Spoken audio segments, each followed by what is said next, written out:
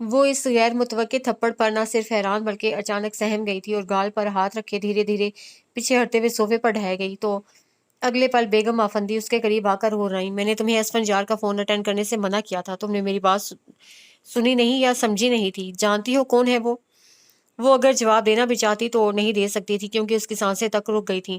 वो कातिल है, शहरयार का कातिल, और तुम उसे यहाँ आने को कह रही थी, जिसने मेरे शहरी को मार डाला, मुतनफिर कर दिया था उसी शहरी को मुझसे, तुमसे, इसलिए वो हमसे दूर चला गया। वरना इससे पहले बताओ, क्या उसके अंदर जीने की ख्वाहिश नहीं थी? तुम्हारे लिए, मेरे लिए, और असफंजार ने उसकी शहरक पर हाथ रख दिया था। वो कातिल है, मेरे शहरी का कातिल।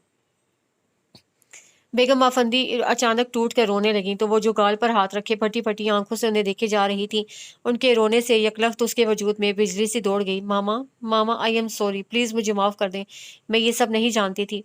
बेगम आफंदी ने उसे अपने बाजुओं में भेज लिया, फिर उसका चेहरा हाथों में लेकर कहने लगी, तुम कुछ नहीं जानती बेटा, मैंने तो शहरी को भी बेखबर रखा था कि कैसे कैसे लोग उसके दुश्मन हो रहे हैं। मैं खुद ही सबसे लड़ रही थी, लेकिन जाने कब कैसे असफंजार शहरी तक रसाई हासिल करने में कामयाब हो गया और उसके अंदर हमारे खिलाफ ऐसा जहर उतारा कि वो अपनी जिंदगी ही से नफरत करने लगा था। तुमने खुद देखा, वो लंदन जाने पर आमादा नहीं था। क्यों? क्योंकि असफंजार ने उससे जीने की उमंग छीन ली थी, और अब उसका अगला शिकार तुम हो, क्योंकि तुम शहरी का वारिस पैदा करने वाली हो।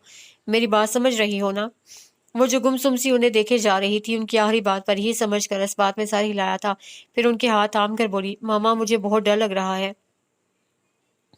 नहीं नहीं बेटा, तुम्हें डरने की जरूरत नहीं है, मैं हूं ना, और मैं देखूंगी असफंजार में कितनी जरूरत है।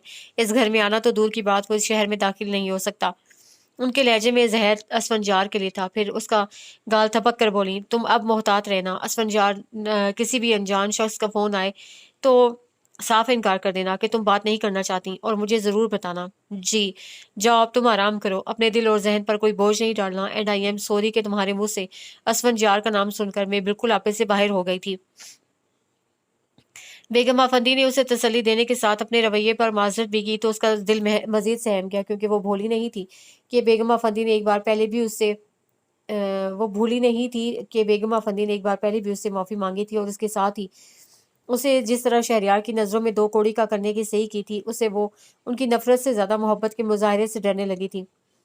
अपने कमरे में आकर वो कितनी देर उनकी बातों पर गौर करने के साथ उनमें सच्चाई ढूंढती रही, लेकिन उसका दिल उससे पहले ही शहरयार पर ईमान ला चुका था, जिसे कभी उससे गलत बयानी नहीं की थी।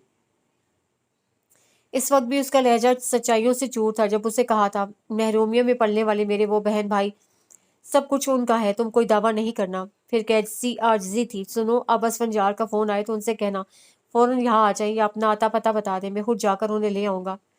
उसका दिल अभी भी इस लहजे पर तड़प गया था, और फिर वो इसी नहिश पर सोचने लगी, शहरी जब असफंजार से मिला ही नहीं तो फिर वो कैसे उसे मुझसे या मामा से मुतनफिर कर सकते हैं। मामा को जरूर कोई गलत फहमी हुई है, या फिर वो उनसे मिलना ही नहीं चाहती। पता नहीं क्या बात है, कुछ है जरूर, लेकिन मैं क्या करूं, मामा मना कर रही है। और शहरी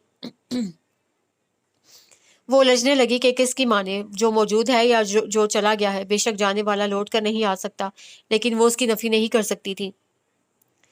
राबिया ने पहले जिस एडवर्टाइजिंग एजेंसी में हामी नहीं भरी थी, अब दोबारा वहां जाने के लिए बाकायदा तैयार हो रही थी। अम्मी को उसके कहीं जाने पर नहीं बल्कि तैयारी पर अचंभा हो रहा था, लेकिन टोका यूं नहीं कि उसका रद्दअमल जानती थी। जब भी बस की नकियों से उसे देखती रही।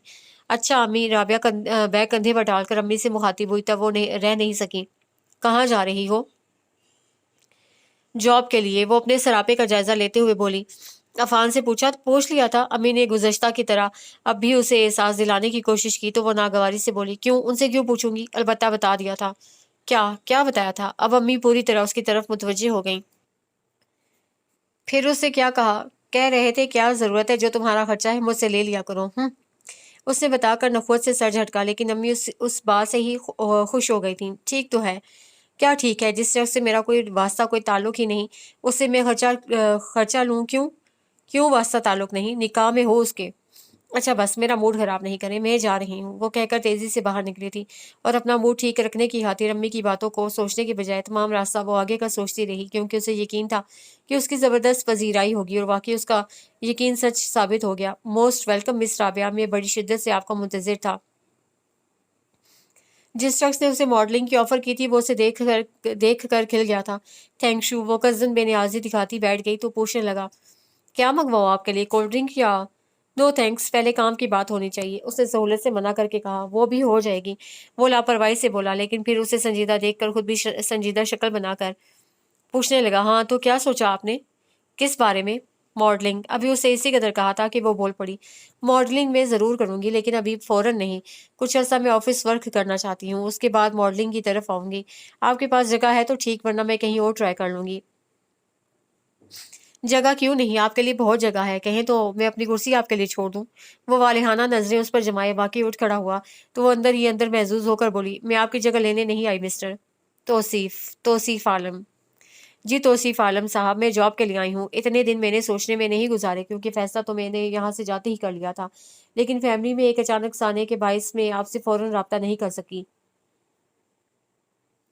उसने अपने देर से आने का सबब बताया तो वो कहने लगा, कोई बात नहीं, आप आ गई यही बहुत है। और जहाँ तक ऑफिस वर्क की बात है तो अभी आप रिसेप्शन पर बैठ सकती हैं, गो कि ये आपके लिए मौजू नहीं है, लेकिन मजबूरी है। कोई मजबूरी नहीं, बल्कि मेरे ख्याल में मेरे लिए यही मौजू है, क्योंकि मेरे पास कोई डिप्लोमा है ना तजुर्बा। फिर बाद में तो मुझे मॉडलिंग ही करनी है। उसे कहा तो वो पूछने लगा, अभी क्या प्रॉब्लम है? प्रॉब्लम तो नहीं है, बस ये है कि मैं पहली बार घर से निकली हूँ, इसलिए मुझ में ज़्यादा कॉन्फिडेंस नहीं है, और मैं कॉन्फिडेंस के साथ इस फील्ड में दाखिल होना चाहती हूँ। मगर मुझे यकीन है आप बहुत जल्द हमें अपनी सलाहियतें आजमाने का मौका देंगी। श्योर, फिर मैं कल कब से ज्वाइन करूं? उससे पूछा तो वो चंद साने रुक कर बोला, कल कल सुबह 10 बजे आपको रिसेप्शन पर मौजूद होना चाहिए। Okay thank you. वो उठ खड़ी हुई और उसका बढ़ा हुआ हाथ सरसरी अंदाज में छूकर बाहर निकल आई थी। और चूंकि वो जानती थी कि उसके जॉब करने पर कोई हुश नहीं है, इसलिए घर आकर उसने सरसरी अंदाज में बताया था कि उसे जॉब मिल गई है और वो कल से ऑफिस जाएगी। जिस पर अम्मी अपने आप बुड़बुड़ाकर खामोश हो गई, और अबू ने भी कोई ऐसा तासुर नहीं दिया था जिससे उसे हौसला मिलता। जब भी उसे मजीद जिद पकड़ ली थी, अब तो मैं वही करूंगी जो मेरा दिल चाहेगा। और ये कोई नई नई बात नहीं थी, वो शुरू से मनमानी करती आ रही थी, फिर भी सदा की शाकी थी, और खसूसन ऐसे मौक़ों पर फायका से मवाजना करने लगती थी। उसे तो किसी ने मना नहीं किया था, बल्कि अम्मी दुआएं करती थीं, और जिस रोज उसे जॉब की खुशखबरी सुनाई थी, सब कैसे खुश हुए थे, और मेरी बारी सबको सांप सूंघ गया है। ठीक है, नहीं कोई खुश होता ना हो, मैं तो खुश हूँ। और यही फर्क उसकी समझ में नहीं आता था कि फायका की पेश नज़र सबकी खुशी होती थी और उसे अपनी खुशी अजीज थी। फायका मानकर सुकून से रहती, वो मनवा कर झुंझलाती रहती। और फिर फायका पर आजमाइश भी अल्लाह की तरफ से आई थी, तो सबकी दुआएं भी उसके हिस्से में आ गई थी, जबकि वो खुद अपने लिए आजमाइश मुंतखब करके दुआओं से महरूम हो गई थी। उसके बावजूद वो ये सोचने को तैयार नहीं थी कि वो गलती पर हो सकती है। उसके बरक्स उसकी वही हमेशा वाली मैं थी, मैं जो कर रही हूँ ठीक कर रही हूँ। बहरहाल अम्मी की वाज़े और अब्बू की महसूस की जाने वाली नाराज़गी के बावजूद अगले दिन से ऑफिस जाने लगी थी, और वो कुछ और समझे ना समझे, लेकिन ये बहुत अच्छी तरह समझ गई थी कि उसे जॉब सलाहियतों की बिना पर नहीं, बल्कि गैर मामूली खूबसूरती की बदौलत हासिल हुई है। तो उसके बाद उसके नज़दीक काम की कोई अहमियत नहीं रही थी।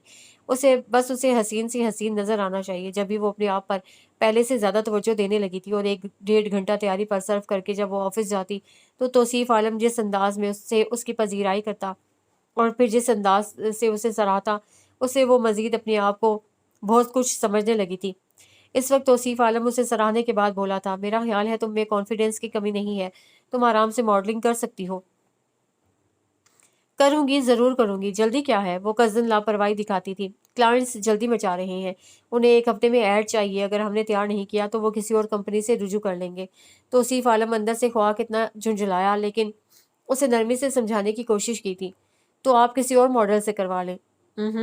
तुम्हें देखने के बाद कोई और चेहरा नज़रों में जचता नहीं, अब मेरे हर ऐड की मॉडल तुम होगी, सिर्फ तुम। वो उसे नज़रों की गिरफ्त में लेकर बोला, फिर तो आपको उन्हें मना करना पड़ेगा जिन्हें 1 हफ्ते में ऐड चाहिए, क्योंकि मैं खुद को इस काम के लिए तैयार नहीं कर पा रही।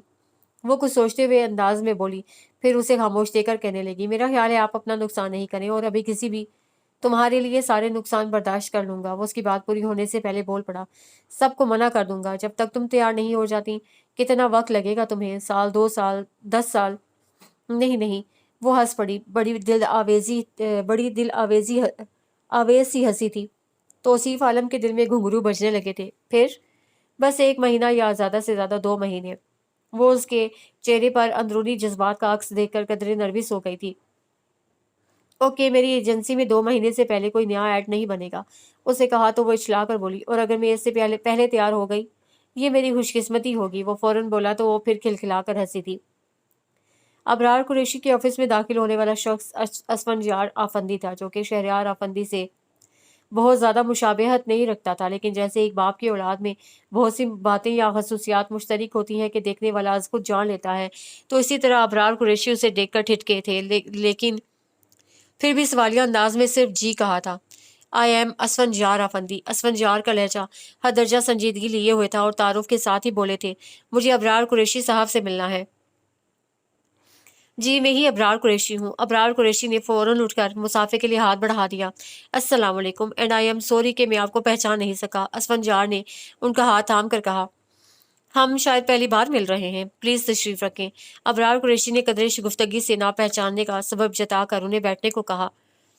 Thank you. اسفندیار چیئر کھینچ کر آرام سے بیٹھ گئے تو ابرار قریشی نے پہلے چپڑاسی کو بلا کر چائے لانے کا اشارہ کیا تو پھر بیٹھتے ہوئے پوچھنے لگے، کہاں سے آ رہے ہیں؟ گھر سے۔ ان کے جواب سے ابرار قریشی جزبز ہو کر بولے، نہیں میرا مطلب ہے ابرار صاحب۔ وہ ٹوک کر بولے، آپ کیوں اتنے متجسس ہیں؟ میں کہیں کسی شہر میں بھی رہوں کیا فرق پڑتا ہے، آپ سے رابطہ کر تو لیتا ہوں۔ ہاں لیکن جب مجھے آپ کی ضرورت پڑتی ہے تب آپ نہیں ملتے۔ بہرحال اب آپ آ گئے ہیں تو اپنے والد کی وصیت کے مطابق۔ نہیں، میں اس وقت ایسے کسی مقصد سے نہیں آیا، انہوں نے ناگواری سے ٹوک دیا۔ پھر ابرار قریشی سوالیہ نظروں سے دیکھنے لگے، میں شہریار، شہری کہاں ہے؟ شہری؟ وہ اپنے آپ میں الجھ کر بولے اور ابرار قریشی کے سر جھکانے پر کہنے لگے، میں نے ابھی کچھ دن پہلے آفندی ہاؤس فون کیا تھا تو شہریار کی مسز سے بہت تھوڑی بات ہوئی تھی، پتہ نہیں وہ کیا کہہ رہی تھی، میں ٹھیک سے سمجھ نہیں پایا۔ اس کے بعد میں نے آپ کو اور آفندی ہاؤس میں بھی بہت فون کیے، لیکن ادھر آپ ملے نہیں اور ادھر میری آواز سنتے ہی فون بند کر دیا گیا۔ تب مجھے مجبوراً یہاں آنا پڑا کیونکہ مسز شہریار کی بات کو کہ میں سمجھ نہیں پایا، لیکن جس انداز سے انہوں نے شہری کا ذکر کیا اس سے میں پریشان ہو گیا ہوں۔ کہاں ہے شہری؟ انہوں نے آخر میں پھر اپنا سوال دہرایا تو ابرار قریشی گہری سانس کھینچ کر افسوس سے بولے، بہت جلدی چلا گیا۔ کیا مطلب؟ بس اسفندیار، ہم اللہ کے کاموں میں دخل نہیں دے سکتے، وہ اتنی ہی عمر لے کر آیا تھا، اللہ اس کی مغفرت فرمائے، بہت اچھا بہت نیک لڑکا تھا۔ او گاڈ! اسفندیار کو فائقہ کی باتوں سے شبہ ہوا تھا اور اب تصدیق ہونے پر انہیں واقعی دکھ ہو رہا تھا۔ کچھ بھی صحیح وہ ان کا بھائی تھا، گو کہ میڈم آفندی کے ناطے وہ اس سے نفرت کرتے تھے اور اس کے بارے میں جب بھی سوچا تنفر سے سوچا تھا، لیکن ایسا تو کبھی نہیں چاہا تھا۔ پھر اب رگوں میں باپ کا خون جوش مار رہا تھا، جو کتنی دیر وہ دکھ کی کیفیت میں گمسم بیٹھے رہے، آنکھوں میں ہلکی سی نمی بھی محسوس ہو رہی تھی۔ شاید کوئی بہت اپنا سامنے ہوتا تو وہ رو بھی پڑتے، لیکن اب ضبط کیے بیٹھے تھے۔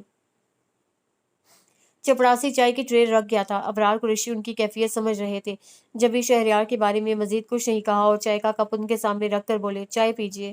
اسفندیار آواز پر چونکے تو ان کے سینے سے آپ ہی آپ گہری سانس خارج ہوگی، جس سے گویا زندگی سے رابطہ بحال ہو گیا تھا۔ تب چائے کا کپ اٹھا کر پوچھنے لگے، کیا ہوا تھا اسے؟ کینسر، اور ابھی نہیں بہت سالوں سے بلڈ کینسر تھا اسے۔ ابرار قریشی نے بتایا تو ان کی انگلی میں پھنسا چائے کا کپ لرزنے لگا، جسے واپس ٹرے میں رکھ کر بولے، آپ نے پہلے نہیں بتایا؟ کبھی خاص طور سے اس کے بارے میں آپ نے پوچھا ہی نہیں؟ خیر اگر پوچھتے تب بھی میں یہ سب نہ بتاتا، کیونکہ بیگم صاحبہ نے اس کی بیماری کو ہر ایک کے سامنے بیان نہیں کیا تھا، بہت کم لوگ جانتے تھے۔ اس کی مسز وہ جانتی تھیں؟ انہوں نے جانے کے اس خیال کے تحت پوچھا تھا۔ I don't know. ابرار قریشی نے لا علمی کا اظہار کر کے انہیں چائے کی طرف متوجہ کیا۔ آپ چائے پیجیے، یا اگر ٹھنڈی ہو گئی ہے تو اور منگواؤں؟ نہیں بس ٹھیک ہے۔ انہوں نے کپ اٹھا لیا، پھر شہریار کو سوچتے ہوئے بولے، کیسا تھا شہری؟ آپ کے پاس اس کی کوئی تصویر ہے؟ نہیں، اگر آپ کہیں تو میں حاصل کر سکتا ہوں۔ ابرار قریشی نے کہا تو انہوں نے نفی میں سر ہلا دیا، پھر چائے کا گھونٹ لے کر پوچھنے لگے، اس کی تدفین کہاں ہوئی ہے؟ لندن۔ لندن؟ انہوں نے سوالیہ نظروں سے دیکھا تھا۔ ہاں، وہ ٹریٹمنٹ کے لیے وہیں جاتا تھا، اس بار گیا تو واپس ہی نہیں آیا۔ بیگم صاحبہ گئی تھیں اور اس کی وصیت کے مطابق اسے وہیں۔ ابرار قریشی بات ادھوری چھوڑ کر خاموش ہو گئے، تو پھر کتنی دیر خاموشی چھائی رہی۔ اسفندیار کچھ سوچ نہیں رہے تھے، البتہ برسوں پہلے کے کچھ منظر ان کی نظروں میں آن سمائے تھے، جب شہریار چھوٹی بہن کے بارے میں سوال کرتا تھا اور ڈیڈی سے پہلے وہ جواب دیتے تھے۔ کتنی دیر وہ اسی زمانے میں کھوئے رہے، پھر جب بولے تو ان کے لہجے میں دکھ اور پچھتاوا تھا، کاش میں اس سے مل لیتا۔ وہ بھی یہ حسرت لے کر گیا ہے۔ آخری بار جب وہ میرے پاس آیا تھا تو میرے پاس بیٹھ کر بہت رویا تھا اور آپ کے لیے بہت بے قرار تھا، لیکن افسوس میں اس کی کوئی مدد نہیں کر سکا۔ آپ کا کانٹیکٹ نمبر ہی ہوتا تو۔ ابرار قریشی اس امید پر دیکھنے لگے کہ شاید اب وہ اپنا آتا پتہ بتا دیں، لیکن وہ ان کی آخری بات نظر انداز کر کے پوچھنے لگے، وہ آپ کے پاس کیوں آیا تھا؟ یوں ہی ملنے، یا کوئی وصیت وغیرہ لکھی؟ वसीयत कह लें या उसकी ख्वाहिश कि वो आफंदी हाउस अपनी मिसेस के नाम करना चाहता था। पता नहीं क्यों वो अपनी ज़िंदगी से बहुत मायूस लग रहा था। बहरहाल जब मैंने उसे बताया कि वो आपके ताउन के बगैर कुछ भी अपनी मिसेस के नाम नहीं कर सकता, तो फिर उसने इसरार नहीं किया था, बल्कि वो फिर भी आप ही के बारे में पूछता रहा था। अबरार कुरैशी तफसीली जवाब देकर कहने लगे, मेरा ख्याल है अब आपको सामने आ जाना चाहिए, और जो कुछ आपका नहीं। वो फौरन टोकर कहने लगा, मैं आपसे कह चुका हूँ कि मैं ऐसे किसी मकसद से नहीं आया। मुझे सिर्फ शहरयार के बारे में मालूम करना था, जिसे मैंने कभी अच्छाई के साथ नहीं सोचा, लेकिन आज अपनी सारी अच्छाइयाँ उसके नाम कर रहा हूँ कि बड़े भाई की हैसियत से मेरा फ़र्ज़ उसे देना है, और लेने के लिए मैं वक्त आने पर अपने बाप की हर शय पर हक जताऊंगा। वक्त आने पर? आप किस वक्त के इंतज़ार में हैं? अबरार कुरैशी ने कदरे रुक कर पूछा। मेरा कोई प्लान नहीं है, मैं सिर्फ अपनी वालदा के सामने मजबूर हूँ, जो नहीं चाहती कि मैं शहरी की मम्मी का सामना करूँ। बस जिस रोज़ मैंने उन्हें मना लिया, उसी दिन मैं उन्हें लेकर सीधा अपने घर जाऊँगा, अफंदी हाउस। उनके मजबूत लहजे पर अबरार कुरैशी उन्हें देखते रह गए, तो वो उठने का इरादा करते करते अ, अचानक किसी ख्याल से रुक कर पूछने लगे, एक बात और, शहरी की मिसेस कौन है? आई मीन फैमिली की कोई लड़की है? नहीं, मैं उनके बारे में ज़्यादा नहीं जानता, बस इतना मालूम है कि वो जिलान मार्बल इंडस्ट्रीज़ में जॉब करती थीं। अबरार कुरैशी ने बताया तो उनकी पेशानी शिकन आलूद हो गई। शहरी की मम्मी की तरह वो भी तो वहीं मुलाजिम थीं। हाँ, लेकिन अबरार कुरैशी फ़ायका की तारीफ़ या तरफदारी में कुछ कहते-कहते रह गए, फिर कंधे उचकाकर बोले, बहरहाल मैं ज़्यादा नहीं जानता। मैं जानता हूँ कि इंडस्ट्रीज़ में काम करने वाली लड़कियाँ जब इंडस्ट्री की मालिक बनने का ख्वाब देखती हैं तो फिर वो जहरखुंद से बोलते हुए अचानक अबरार कुरैशी को देखकर होंठ भींच गए, फिर उठते हुए बोले, ओके अबरार साहब, आपसे इंशाल्लाह फिर मुलाकात होगी। ज़रूर, लेकिन आपने अपने बारे में तो कुछ बताया नहीं, मेरा मतलब है क्या करते हैं आप? अबरार कुरैशी ने पूछा तो वो हल्की सी मुस्कुराहट के साथ बोले, अल्लाह का शुक्र है कोई गलत काम नहीं करता। अच्छी बात है। अबरार कुरैशी ने मज़ीद कुछ पूछने का इरादा तर्क कर दिया, क्योंकि जान गए थे कि वो ऐसे ही जवाब देंगे। अब मुझे इजाज़त। उन्होंने मुसाफ़े के लिए हाथ बढ़ाया, तो अबरार कुरैशी उनका हाथ थाम कर फिर बेइख्तियार पूछ गए, अभी आप कहाँ जाएंगे? घर। और मेरा घर इसी ज़मीन पर है। ओके, खुदा हाफिज़। वो अबरार कुरैशी को लाजवाब करके मुस्कुराते हुए बाहर निकले थे, लेकिन जब टैक्सी रोक कर बैठे, तब उनका जहन बैक वक्त, माजी हाल और मुस्तकबिल में भी उलझने लगा था, और दिल ये चाह रहा था कि इसी वक्त आफंदी हाउस जाकर इन दोनों औरतों को निकाल बाहर करें, जो एक उनके बाप और दूसरी उनके भाई की मुलाजमा थी। और फिर इस घर की असल मालिकन को ले आए, जो आज भी यहाँ आने के तसव्वुर से ही खौफजदा हो जाती थी। पता नहीं माँ कब समझेंगी, उन्होंने गहरी सांस के साथ सोचा, फिर शीशे से बाहर देखते हुए खुद को ढीला छोड़ दिया था। उसने बेगम आफंदी के साथ नाश्ता किया था, उसके बाद लाउंज में आ बैठी थी। कुछ देर बाद बेगम आफंदी ऑफिस जाने के लिए तैयार होकर कमरे से निकली और उसे तन्हा उदास देखकर उसके पास रुकी, तो वो बिला इरादा उठ खड़ी हुई। जी मामा। बेटा, तुम्हें तन्हाई मार डालेगी, चलो तुम्हें तुम्हारे घर छोड़ दूंगी, वहां तुम बहन भाइयों के साथ शायद तुम बहल जाओगी, वरना कोशिश करो अपना ध्यान बटाओ, इस तरह तो जिंदगी नहीं गुजरती। जाओ बैग तैयार करके ले आओ, कुछ दिन वहीं रहना। बेगम आफंदी ने नरमी से समझाते हुए कहा, तो वो खामोशी से अपने कमरे में आ गई और बड़ी बेदिली से बैग में चंद जोड़े डालकर वापस आ गई। ऐसे जाओगी? बेगम आफंदी ने उसके उलझे सरापे को तनकीदी नजरों से देखा, फिर सर झटक कर बोली, खैर चलो, लेकिन वापस इस हुलिये में मत आना। वो क्या कहती, खामोशी से उनके पीछे चल पड़ी। फिर तमाम रास्ता बेगम आफंदी उसे लेक्चर देती रही, अपना ख्याल रखो, तुम्हारे आगे अभी पूरी जिंदगी पड़ी है, जो सिर्फ यादों के सहारे नहीं गुजर सकती। कुछ वक्त गुजरेगा, फिर तुम्हें खुद एहसास हो जाएगा। अभी शायद तुम्हें मेरी बातें बुरी लग रही होंगी, लेकिन आहिस्ता आहिस्ता समझ जाओगी। मुझे देखो, मेरी कुल कायनात शहरी था, उसके बाद भी मैं जिंदा हूँ, लेकिन पहले की तरह, क्योंकि मुझे बिल्कुल पसंद है कि लोग मुझसे हमदर्दी जताएं, तरस खाएं मुझ पर।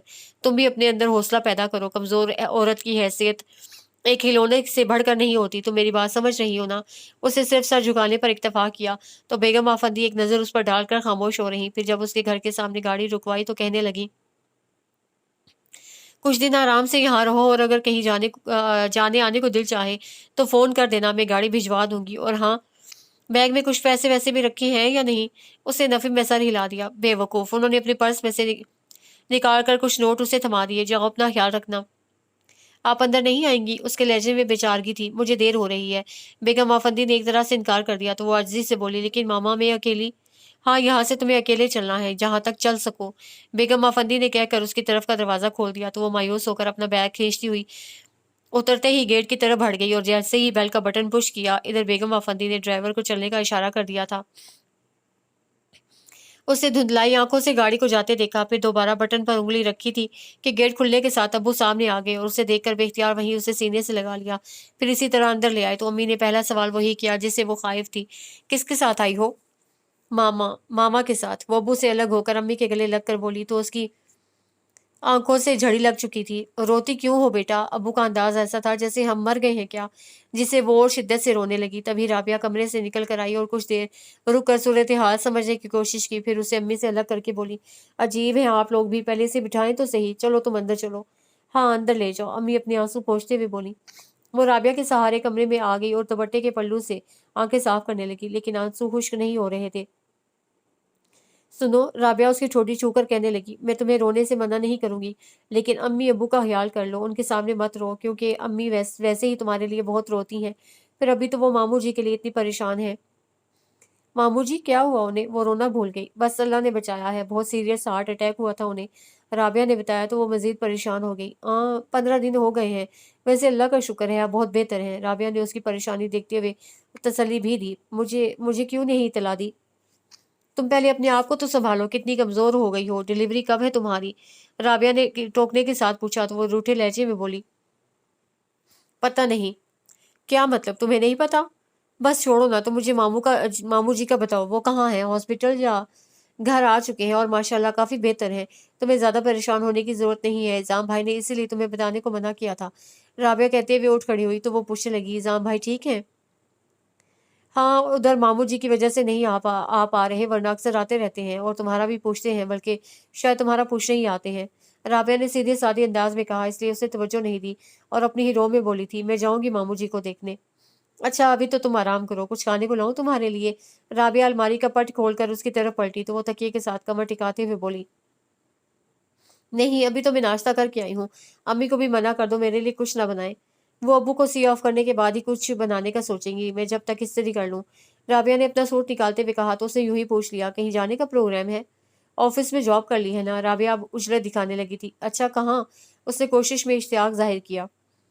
शायद मैंने तुम्हें बताया था, एक एडवर्टाइजिंग एजेंसी है। और अभी तुम्हें राबिया बता रही थी कि अब्बू की आवाज़ पर खामोश होगी। फायका, अब्बू पुकार कर अंदर आए थे, बेटा मैं ऑफिस जा रहा हूँ। जी। वो उठ खड़ी हुई तो अब्बू उसे दोबारा बिठा कर कहने लगे, राबिया भी अभी चली जाएगी, लेकिन तुम्हारी अम्मी तो है, फिर दोपहर तक सोनी और उस्मान भी आ जाएंगे, तुम घबराना नहीं, तुम्हारी अम्मी परेशान हो जाती हैं। और तुमने अच्छा किया बेटा यहाँ आ गई, सारा वक्त ध्यान तुम्हारी तरफ रहता था, अब रोना नहीं, शाबाश। फिर राबिया से पूछने लगे, तुम्हें अभी देर है? जी ठीक है, फिर मैं चलता हूँ।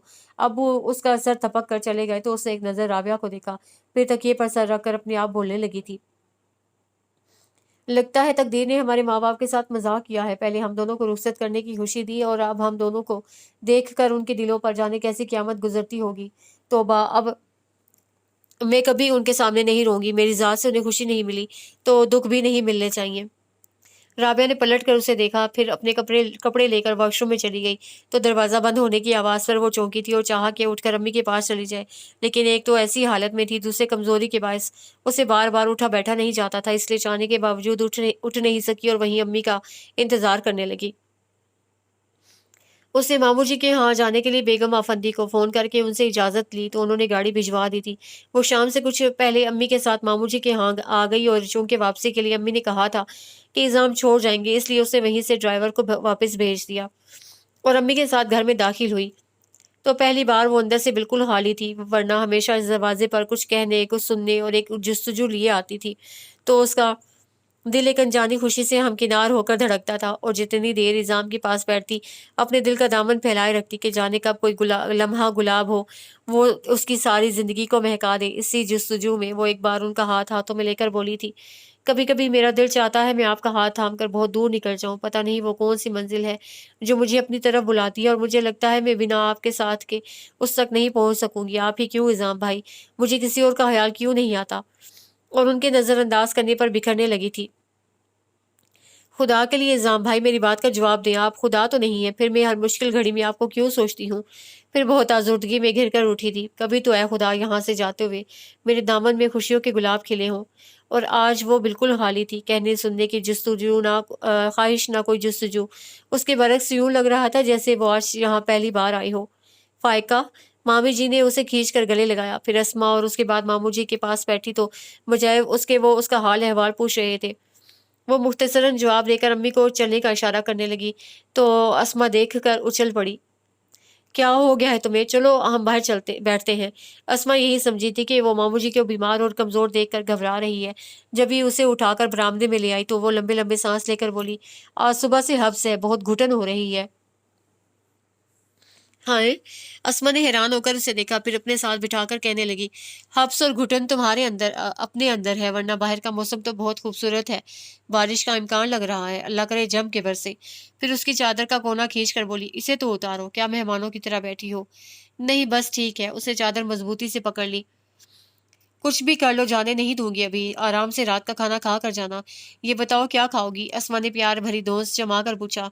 जो पका है वही खा लूंगी, अगर इतनी देर रुक गई तो, उसने कहा तो अस्मा उठते हुए बोली, कितनी देर? मगरिब की अजानें हो रही हैं और इसके बाद जब कहोगी दस्तरखान बिछा दूंगी। जा कहाँ रही हो? नमाज पढ़ने, अस्मा कहकर जाने लगी तो वो उठ खड़ी हुई। अच्छा सुनो, मुझसे बैठा नहीं जा रहा, मैं लेटूंगी। हाँ, इधर मेरे कमरे में चली जाओ, लाइट ऑन कर लेना, मैं नमाज पढ़ कर आती हूँ।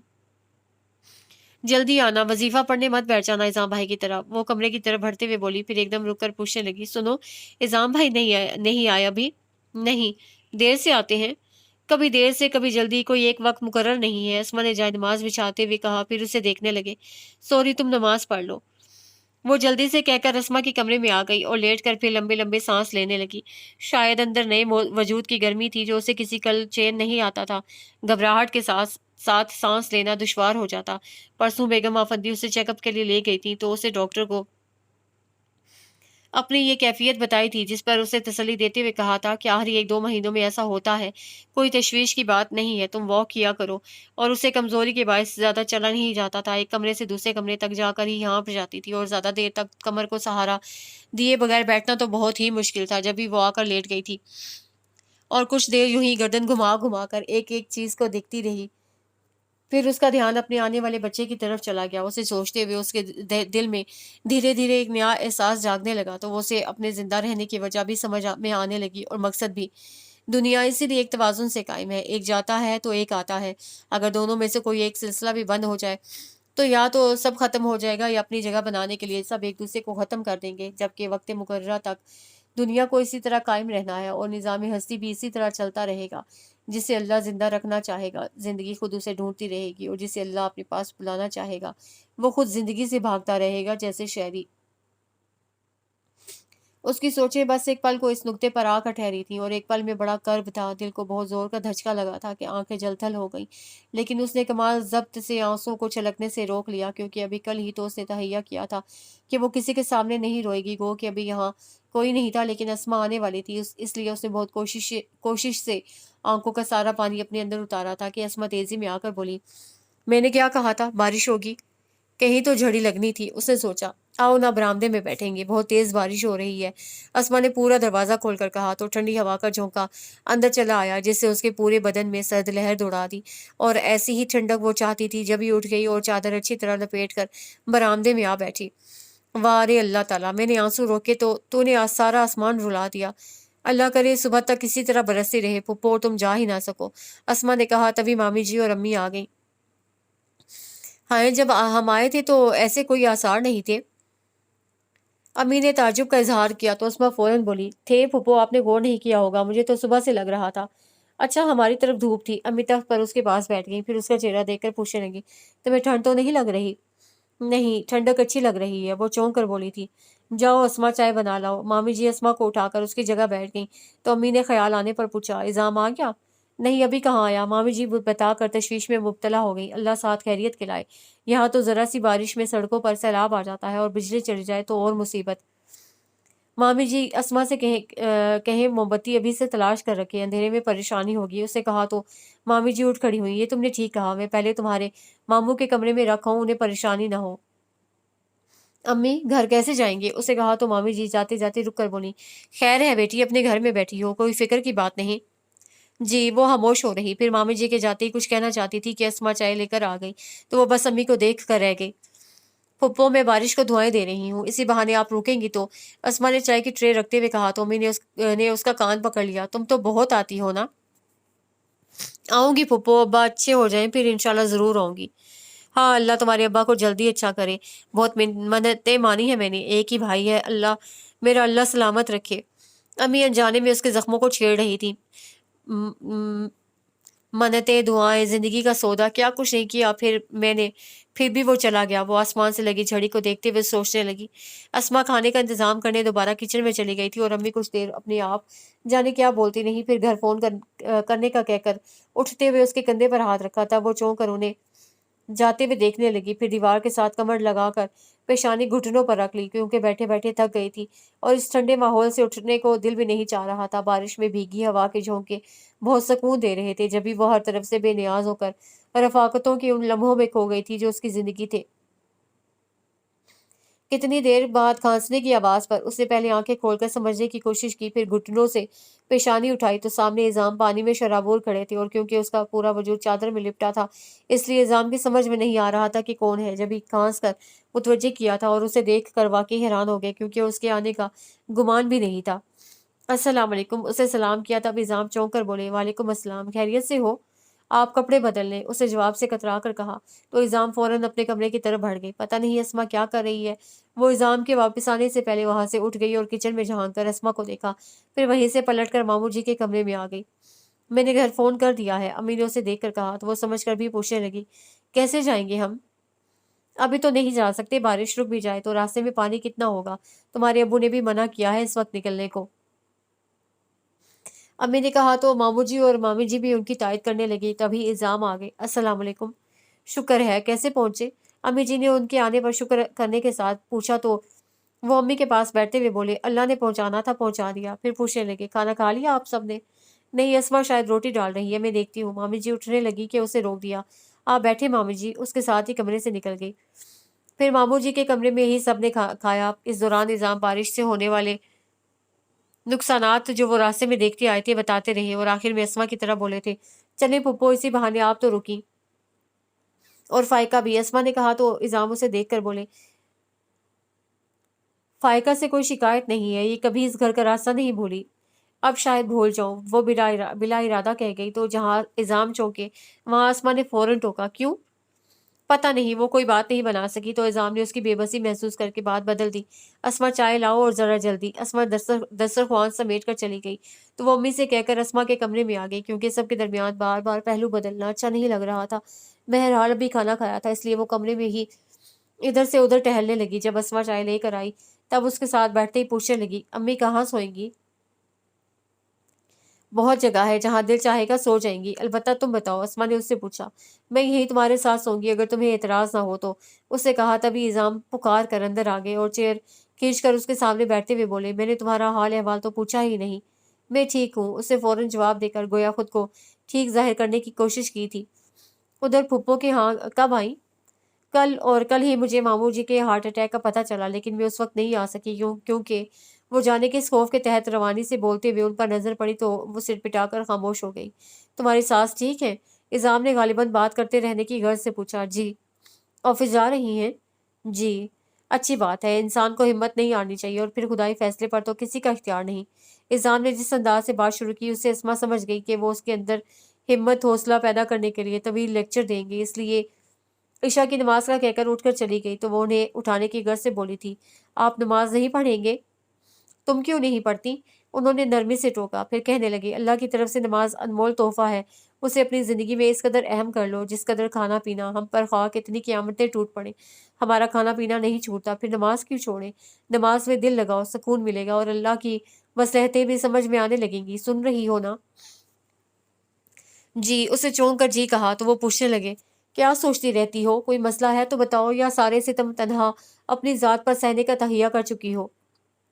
जो सहना था सह लिया, अब तो कोई ऐसी बात नहीं। वो सर झुकाकर अपने नाखून देखते हुए बोली, अल्लाह करे ऐसा ही हो। उन्होंने गहरी सांस खींची, फिर पूछने लगे, पुप्पो के पास कैसे आई? अपनी मर्जी से, या मैं भी चाहती थी, क्योंकि मामा सुबह से ऑफिस चली जाती हैं और मैं सारा दिन अकेली, बस इसीलिए आ गई। क्या नहीं आना चाहिए था? उसे उलझ कर पूछा। नहीं, अच्छा किया आ गई, इंसानों में रहोगी तो जिंदगी का एहसास मिलेगा, तन्हाई तो अच्छे अच्छों को पागल कर देती है।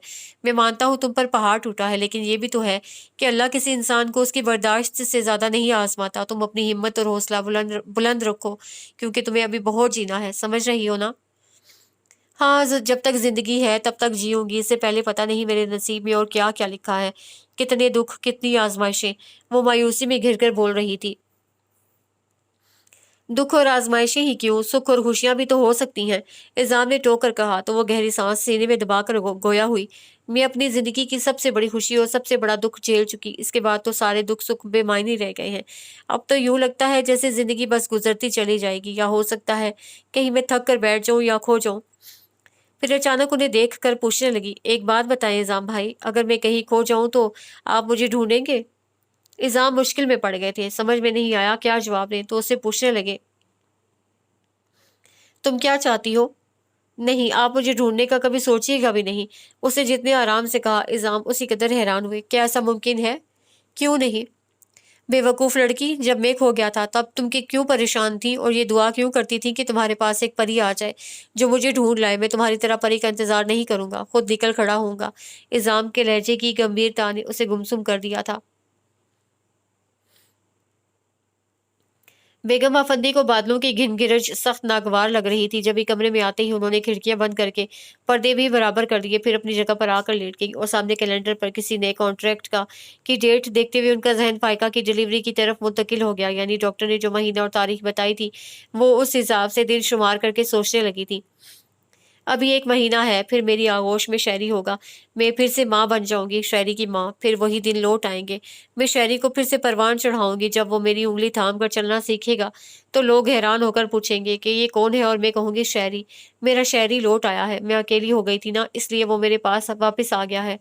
माँ फ़ोन की बेल ने उनकी सोचों को मुंतशिर कर दिया, तो उन्होंने गुस्से और नागवारी से रिसीवर उठाया था। हेलो, अस्सलाम वालेकुम। दूसरी तरफ असफंजार थे, जिनकी आवाज़ को फ़ौरन पहचानते ही उनका तनफ़ुर अरूज पर पहुंच गया। लेकिन कमाल ज़ब्त से गुस्सा दबाकर बिल्कुल अनजान बन गई। वालेकुम अस्सलाम। मैं शहरयार की जवाबमर्गी पर जिस सदमे से दो चार हुआ हूँ, वो लफ्ज़ों में बयान नहीं कर सकता। बहुत दुख हुआ है, अपने बाप से ज़्यादा शायद उनके मरने का सुनकर मैं इतना नहीं रोया था जितना शहरी के लिए रोया हूँ। असफंजियार शहरयार की ताज़ियत के साथ जिस तरह उसके साथ अपनी वाबस्तगी ज़ाहिर कर रहे थे, इससे वो बजाय कुछ अच्छा सोचने के ठिठक कर ज़हर खुंद से बोली, तुम्हारा क्या लगता था वो? भाई, भाई था मेरा छोटा छोटा भाई। असफंजियार को गालिबन इस वक्त उनकी तरफ से ऐसे रवैये की तवक्को नहीं थी, जब भी हैरत के साथ कुछ गड़बड़ा भी गए थे। हाँ भाई, उनके तनफ़ुर में तंज़ भी शामिल हो गया। अब उसे भाई कह रहे हो मारने के बाद? मारने के बाद? उधर ना समझने वाला अंदाज़ था। हाँ, तुमने तो मार मार डाला उसे। मेरी शायरी को मार दिया तुमने। वो अचानक बिफर गई थी। क्या कह रही हैं आप? ठीक कह रही हूँ, और तुम झुठला नहीं सकते क्योंकि तुम मुझे भी धमकियाँ में फ़ोन करते रहे हो। उसे भी जाने क्या कुछ कह डाला कि वो बिल्कुल टूट गया, मर गया। वो यकीन से उन्हें शहरयार की मौत का ज़िम्मेदार ठहरा रही थी। आप गलत कह रही हैं मैडम, मेरी कभी शहरी से बात नहीं हुई, जिसका हमेशा मुझे अफ़सोस रहेगा। असफंजियार से ये इल्ज़ाम बर्दाश्त नहीं हुआ था, गुस्से से बोली तो इधर वो ज़ोर से चीखी, झूठ बोलती हो तुम। मुझे कोई ज़रूरत नहीं झूठ बोलने की, और आप मुझ पर इल्ज़ाम रखकर क्या साबित करना चाहती हैं? क्या कर सकती हैं आप मेरे खिलाफ? चाहूँ तो बहुत कुछ कर सकती हूँ, लेकिन मेरे पास तुम जैसे फालतू लोगों पर ज़ाया करने के लिए वक्त नहीं है। उन्होंने अपनी बड़ाई जताकर फ़ोन रखना चाहा, लेकिन उधर वो जैसे उनका इरादा भांप कर बोले थे, 1 मिनट, मैं आपसे एक बात पूछना चाहता हूँ। क्या? जिलान अफंदी के बेटे को आपने इतनी दूर और इतनी खामोशी से क्यों दफन कर दिया? असफंद यार ने पूछा तो वो उनके मशकूक लहजे पर तिल मिलाकर बोली, क्या मतलब है तुम्हारा? कोई टेढ़ी बात नहीं की मैंने, सीधा साधा जवाब सवाल है, सीधा साधा जवाब चाहता हूँ। उन्होंने कहा तो वो दांत पीस कर बोली, मैं तुम्हारे किसी सवाल का जवाब देने की पाबंद नहीं हूँ, फिर भी सुन लो कि ये शायरी की वसीयत थी। और क्या वसीयत की थी उसने? धीरज से पूछा गया। Shut up. Relax madam, relax. आप शायद नहीं जानती, लेकिन मैं जानता हूँ कि शहरी अफंदी हाउस अपनी मिसेस के नाम करना चाहता था। असफंजार ने कहा तो वो एक लम्हा को टिटर कर बोली, बकवास करते हो तुम। अबरार कुरैशी साहब से पूछ लें, आहर शहरी आखिरी अयाम में उनके पास इसी मकसद से गया था। आपको अबरार साहब ने नहीं बताया? असफंजार ने बताकर ताज्जुब का इजहार किया, तो वो महज अपनी बर्तरी और अहमियत कायम रखने की खातिर बोली, मैं सब जानती हूँ। अच्छा, तो फिर शायरी की आखिरी ख्वाहिश पूरी कर दें। कर सकती हैं तो अफंदी हाउस उसकी मिसेस के नाम कर दें। उधर इस्तेज़ा के साथ चैलेंज था। तुम? उनकी कुछ समझ में नहीं आया, तो पहले रिसीवर पटखा, फिर पूरा सेट उठाकर दीवार पर दे मारा। उसके बाद भी उनका गुस्सा कम नहीं हो रहा था। कितनी देर तिलमिलाती रही, फिर कमरे से बाहर निकल कर लाउंज में आ बैठी, जहाँ सामने वॉल ग्लास براہ راست बारिश का निशाना बन रही थी। गो कि अभी ज्यादा रात नहीं बीती थी, लेकिन तूफानी बारिश ने सारी अफरा तफरी समेट ली थी। लोग अपने घरों में जाने दुबक कर सो गए थे या रत जगह मना रहे थे। शोर सिर्फ बारिश का था या फिर उनके समातों में एसफंजार की आवाज गूंज रही थी। शहरी अफंदी हाउस अपनी मिसेस के नाम करना चाहता था। अबरार साहब से पूछ लें। शहरी आखिरी आयाम में उनके पास इसी मकसद से गया था। नहीं। कितनी देर बाद उनका जहन सोचने पर आमादा हुआ था। झूठ कहता है असफंजार, मेरी मर्जी के बगैर शहरी कभी एक कदम नहीं चला। इतना बड़ा फैसला कैसे कर सकता है? या हो सकता है फायका के उकसाने पर। फायका? उनके अंदर एक दम शरारे भर गए। वो मेसनी, जरूर उसी ने उकसाया होगा। अव्वल रोज ही अपनी औकात भूल गई थी और मेरी जगह लेना चाहती है। उसे मालूम नहीं कि मुझसे पहले यहाँ आने वाली औरत भी यहाँ नहीं ठहर सकी। वो क्या, ये क्या ठहरेगी? आफंदी हाउस के ख्वाब देखती है।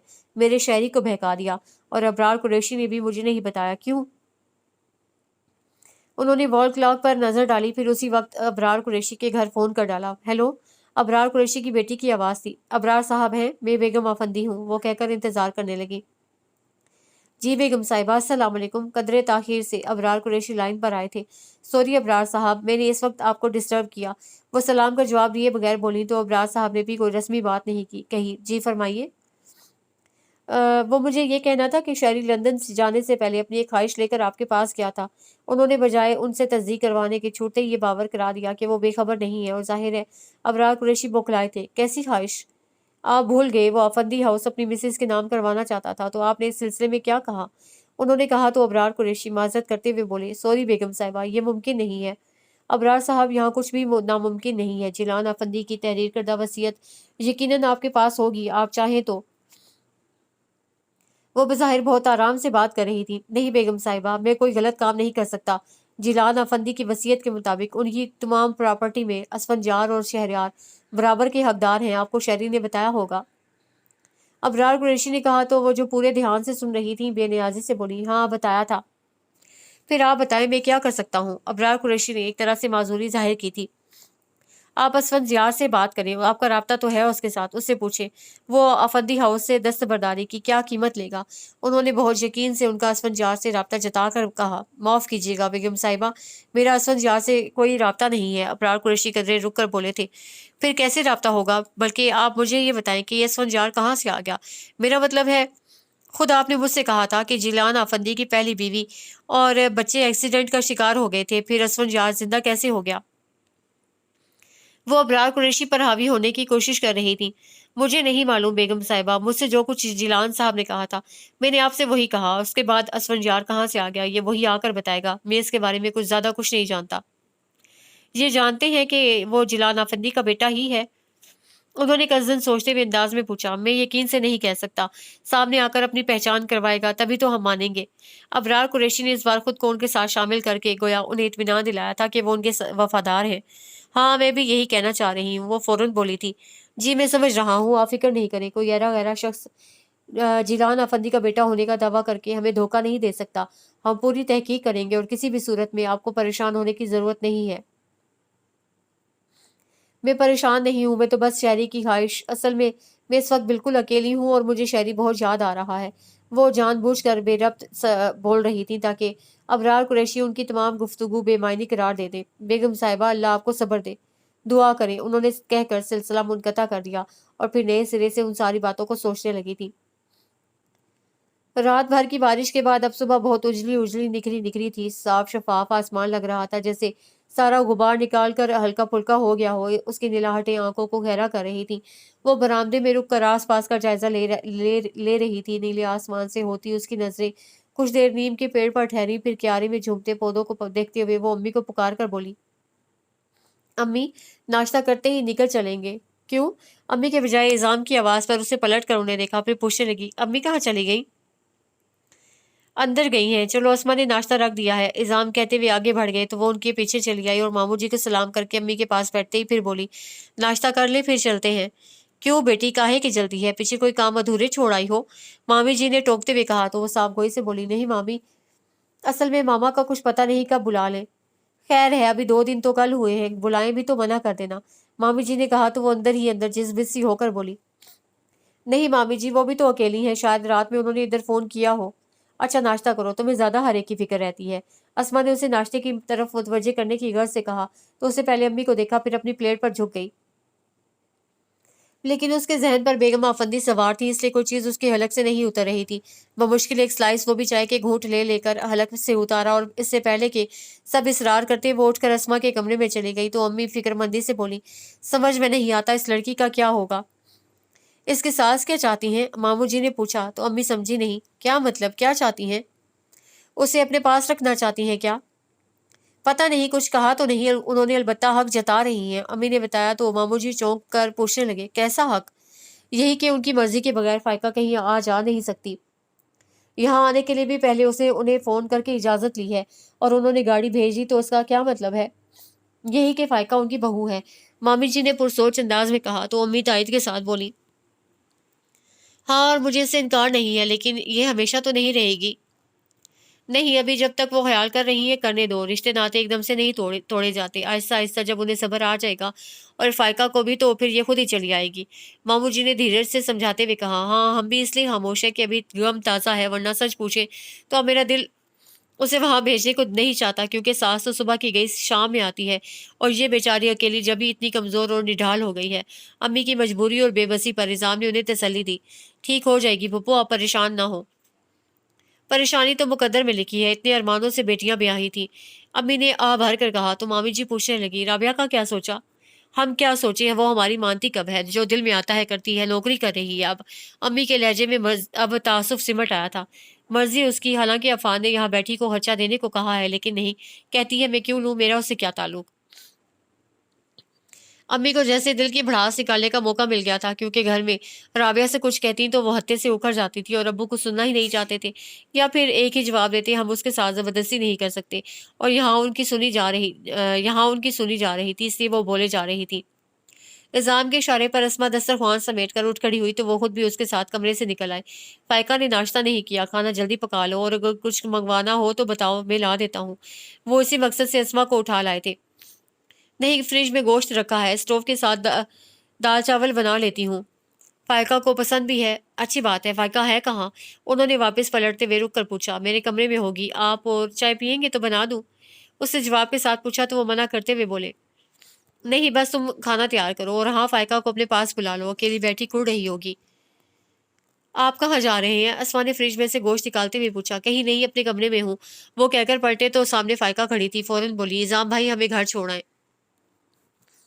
छोड़ूंगा, जरा रास्ते साफ होने दो, उन्होंने नरमी से कहा। फिर भी वो कुछ जिद से बोली, रास्ते साफ होंगे, बस आप चलें, नहीं तो रिक्शा टैक्सी देके हम खुद चले जाएंगे। क्या हो गया है तुम्हें? चलो अंदर, और शाम से पहले जाने का नाम मत लेना। वो उसे डांट कर रस्मा के कमरे में ले आए और उसकी नाराजगी का नजरअंदाज करके कहने लगे, तुमने घर में बैठकर बारिश का मजा ले लिया, मुझसे पूछो रात में किस तरह घर घर आया हूँ? सड़कों पर गाड़ियां तैर रही थी, अगर रास्ते साफ होते तो मैं ऑफिस न जाता। वैसे तुम्हें यहाँ क्या तकलीफ है? मुझसे बात नहीं करें, वो रूठे लहजे में बोली। हाँ, नहीं कर रहा, मैं खुद तुमसे बहुत नाराज हूँ। वो कहकर बैठ भी गए तो वो बेपनाह आज़ुर्दगियों में घिर गई। मैं जानती हूँ आप क्यों नाराज हैं, मैंने आपको मायूस किया है ना, हमेशा हर छोटी बड़ी बात के लिए भाग भाग कर आपके पास आती रही, और जब जिंदगी का अहम मोड़ आया तब सारे फैसले खुद कर लिए, लेकिन मुझे उस पर कोई पछतावा नहीं। मैंने थोड़ी सी रफाकत से एक उम्र चुरा ली है, अब कोई तमन्ना, कोई आरजू नहीं। मैं तुमसे इसलिए नाराज नहीं हूँ। इज़ाम उसकी पूरी बात सुनकर बोले तो वो चौंक कर बोली, पूछने लगी, फिर ये कि तुम राबिया को क्यों नहीं समझा रही? इज़ाम बात बदल गए थे। क्या समझाऊं? अपने घर की अहमियत, वो जो इतने आराम से अपना घर छोड़कर आ गई है, तो ये अक्लमंदी तो नहीं है। अगर डॉक्टर अफान उसके साथ मुखलिस हैं तो फिर उनकी गलती माफ करने में उसकी बेहतरी है, उन्होंने कहा तो वो गहरी सांस के साथ बोली, आप ठीक कह रहे हैं, लेकिन वो कुछ सुनने को तैयार नहीं, तो समझेगी क्या? जॉब कहाँ कर रही है? पता नहीं, किसी एडवर्टाइजिंग एजेंसी का नाम ले रही थी, मैंने ठीक से सुना नहीं। उसने बताया तो इल्जाम अफसोस से कहने लगे, बहुत गलत कर रही है। उसे सोचना चाहिए कि माँ बाप के लिए तुम्हारा सदमा ही कितना गहरा है। ऐसे में अगर वो अपने शोहर के साथ सुलह कर ले तो कम से कम उसकी फिक्र से तो उन्हें निजात मिलेगी। कैसी लड़की है, किसी का एहसास ही नहीं, और वो खुद अपने साथ भी भलाई नहीं कर रही। उनकी बातों के जवाब में वो कुछ नहीं कह सकी तो कदरे रुक कर बोली, बुरा नहीं मानिएगा इल्जाम भाई, अगर आप उसके साथ शादी कर लेते तो। ए मकाना, बातें मत करो, उन्होंने टोक दिया तो वो उनका सुर्ख चेहरा देखकर खाइफ सी हो गई, लेकिन फिर पूछने से बाज नहीं आई, आपने इनकार क्यों किया था? क्योंकि मैं जानता था कि वो मेरे साथ खुश नहीं रह सकती, और तुम भी अच्छी तरह जानती हो कि उससे हमेशा मुझ पर और मेरे घर पर तनकीद की है। वो यहाँ के माहौल में कभी नहीं ढल सकती थी, और मेरे लिए उसके साथ चलना इससे ज़्यादा मुश्किल था। मैं ठहरा सीधा सादा मलंग आदमी, जिसे अजराह हमदर्दी दिल की एक गली सौंपी जाती है, बाकी गलियों पर तो जदीद दौर का शहजादा ही हुक्मरानी करता है। वो बोलते हुए उठ खड़े हुए थे। जब ही अपनी बात खत्म करते ही कमरे से निकल गए तो वह हैरत से उनके पीछे देखती रह गई थी। हेलो तौसीफ आलम, मैं जा रही हूँ।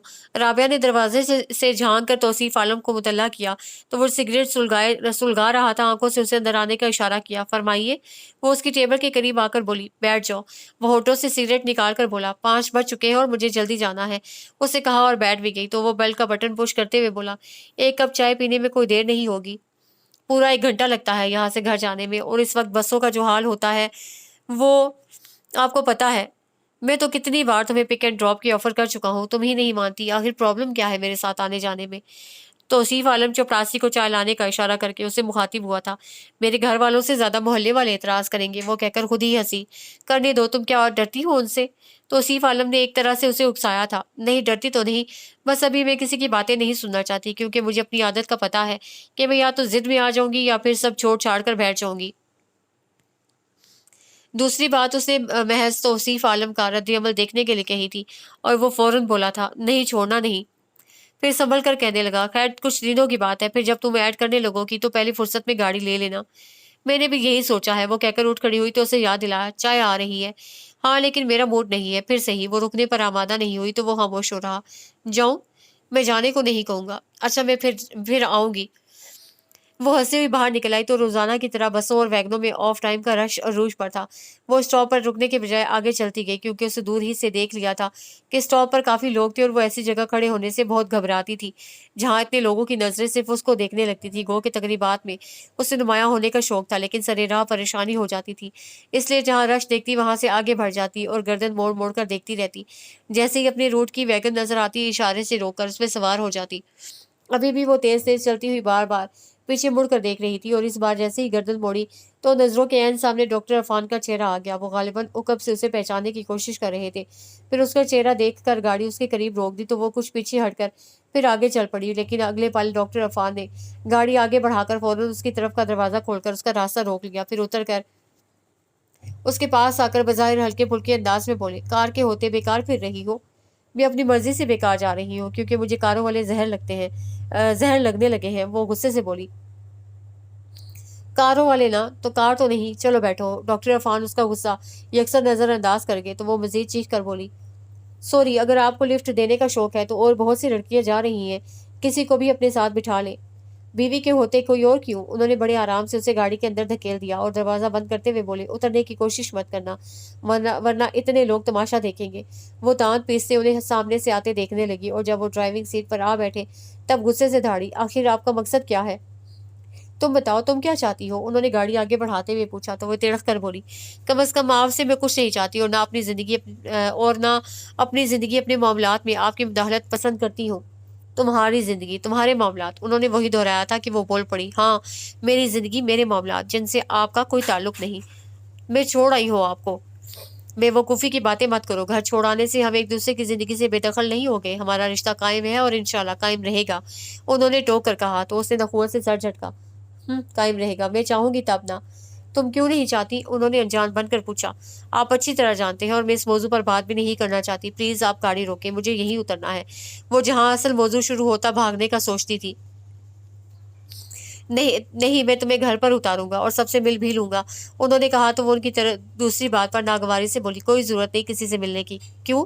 बस मैं नहीं चाहती। मैं भी बहुत सी बातें नहीं चाहता, और तुम जिद से करती हो, लेकिन मैं तुम्हारी जिद में नहीं जा रहा। खैर छोड़ो। ये बताओ फाइका कैसी है? उन्होंने खुद ही मौजू बदल दिया, लेकिन उसे जवाब नहीं दिया। फिर भी पूछने लगे, अभी अपने ससुराल में है? वो अभी भी खामोश रही। मत बताओ, मैं अभी अब्बू से मालूम कर लूंगा, और भी बहुत सी बातें उनसे पूछनी है। उन्होंने गोया उसे बोलने पर उकसाया था, और वो वाकई बोल पड़ी, मेरे बारे में कुछ पूछने की जरूरत नहीं है। ये मैंने कब कहा कि तुम्हारे बारे में पूछूंगा? उन्होंने महसूस होकर टोका तो चिढ़कर शीशे से बाहर देखने लगी, और फिर जैसे ही उन्होंने घर के सामने गाड़ी रोकी फौरन उतरकर अंदर चली आई। हालांकि उनके अंदाज से समझ गई थी कि वो भी अंदर जरूर आएंगे। क्या हुआ? फाइका ने उसका तपा हुआ चेहरा देखते ही टोका तो वो जल कर बोली, तुम्हारे भाई आए हैं। भैया भाभी के साथ साथ हैं। फाइका सलमान को समझी थी। नहीं, वो कहकर वॉशरूम में बंद हो गई और जब वो हाथ धोकर निकली तो फाइका की जगह अम्मी को देखकर अनजान सी बन गई। तुम अफान के साथ आई हो? अम्मी ने खुश होकर पूछा। तो वो मजीद तब कर कहने लगी, मुझे उनके साथ आने का कोई शौक नहीं है। रास्ते में देखकर जबरदस्ती गाड़ी में बिठा लिया और आज ऐसा पहली और आखिरी बार हुआ है। आइंदा अगर उन्होंने ऐसी हरकत की तो मैं वहीं चीख चीख कर सारे लोगों को इकट्ठा कर लूंगी। ये बात आप उन्हें अच्छी तरह समझा दें। तुमसे तो बात करना फजूल है। अम्मी जितनी खुश आई थी इसी कदर दिल बर्दाश्ता होकर चली गई तो वो बजाय उनके एहसास समझकर कुड़ने के उल्टा उनके खिलाफ बुड़बुड़ाने लगी थी। कुछ देर बाद फायका आई तो उसे बुड़बुड़ाते देखकर खामोशी से बैठ गई। मिलाई अपने भाई से। उसने खुद ही फायका को टोका तो वो मिनमिनाती आवाज में बोली, मैं समझी सलमान भाई भैया आए हैं इसीलिए भागे गई थी। हाँ, दोपहर को उनका फोन आया था, कह रहे थे शाम को आएंगे लेकिन अभी तक नहीं आए। फायका ने मायूसी से कहा तो वो हैरान होकर बोली, तुम उनका इंतजार कर रही हो? बेवकूफ, हो तो हर तीसरे दिन आने का कहते हैं और 3 महीने बाद शक्ल दिखाते हैं। ऐसे क्यों हो गए हैं? फायका की मायूसी में अफसोस भी शामिल हो गया तो वो इस्तेज़ाइया हंसकर बोली, शुरू से ऐसे हैं, अब क्या हो गए हैं? शायद तुम ठीक कह रही हो लेकिन अभी तो उन्हें आना चाहिए क्योंकि मैंने उन्हें बताया था कि मैं कल चली जाऊंगी। फायका ने कहा तो उसने कुछ बेध्यानी में पूछा, कहाँ? अपने घर। अभी कुछ देर पहले मामा का फोन आया था, कह रही थी अब तुम आ जाओ, मैं उदास हो गई हूँ। फायका ने बताकर गहरी सांस खींची तो वो बेसाख्ता बोली, माशाअल्लाह। फिर उसके पास बैठकर कहने लगी, वो उदास हो गई हैं और तुम्हारी उदासी दूर करने के लिए वो क्या ऑफिस छोड़कर तुम्हारे पास बैठेंगी? पता नहीं। फायका नजरें चुरा गई। पता करना था मेरी जान, अब तुम उनकी पाबंद नहीं हो, ना वो तुम्हारे साथ जबरदस्ती कर सकती हैं। और तुम अपना सोचो, वहां की निस्बत यहाँ खुद को बेहतर महसूस कर रही हो कि नहीं? वो बमुश्किल खुद पर काबू पाकर धीरज से बोल रही थी, वरना बेगम आफंदी के बारे में वो आराम से बात कर ही नहीं सकती थी। तुम्हारी बात ठीक है लेकिन अभी मैं कुछ नहीं सोच सकती। फायका ने एतराफ के साथ माजूरी जाहिर की तो उसकी हालत के पेश नजर बात बदल गई। खैर छोड़ो, ये बताओ खाना खा लिया? नहीं, मैं यही ले आती हूँ, हम दोनों खा लेंगे, बाकी सब तो पता नहीं कब खाएंगे।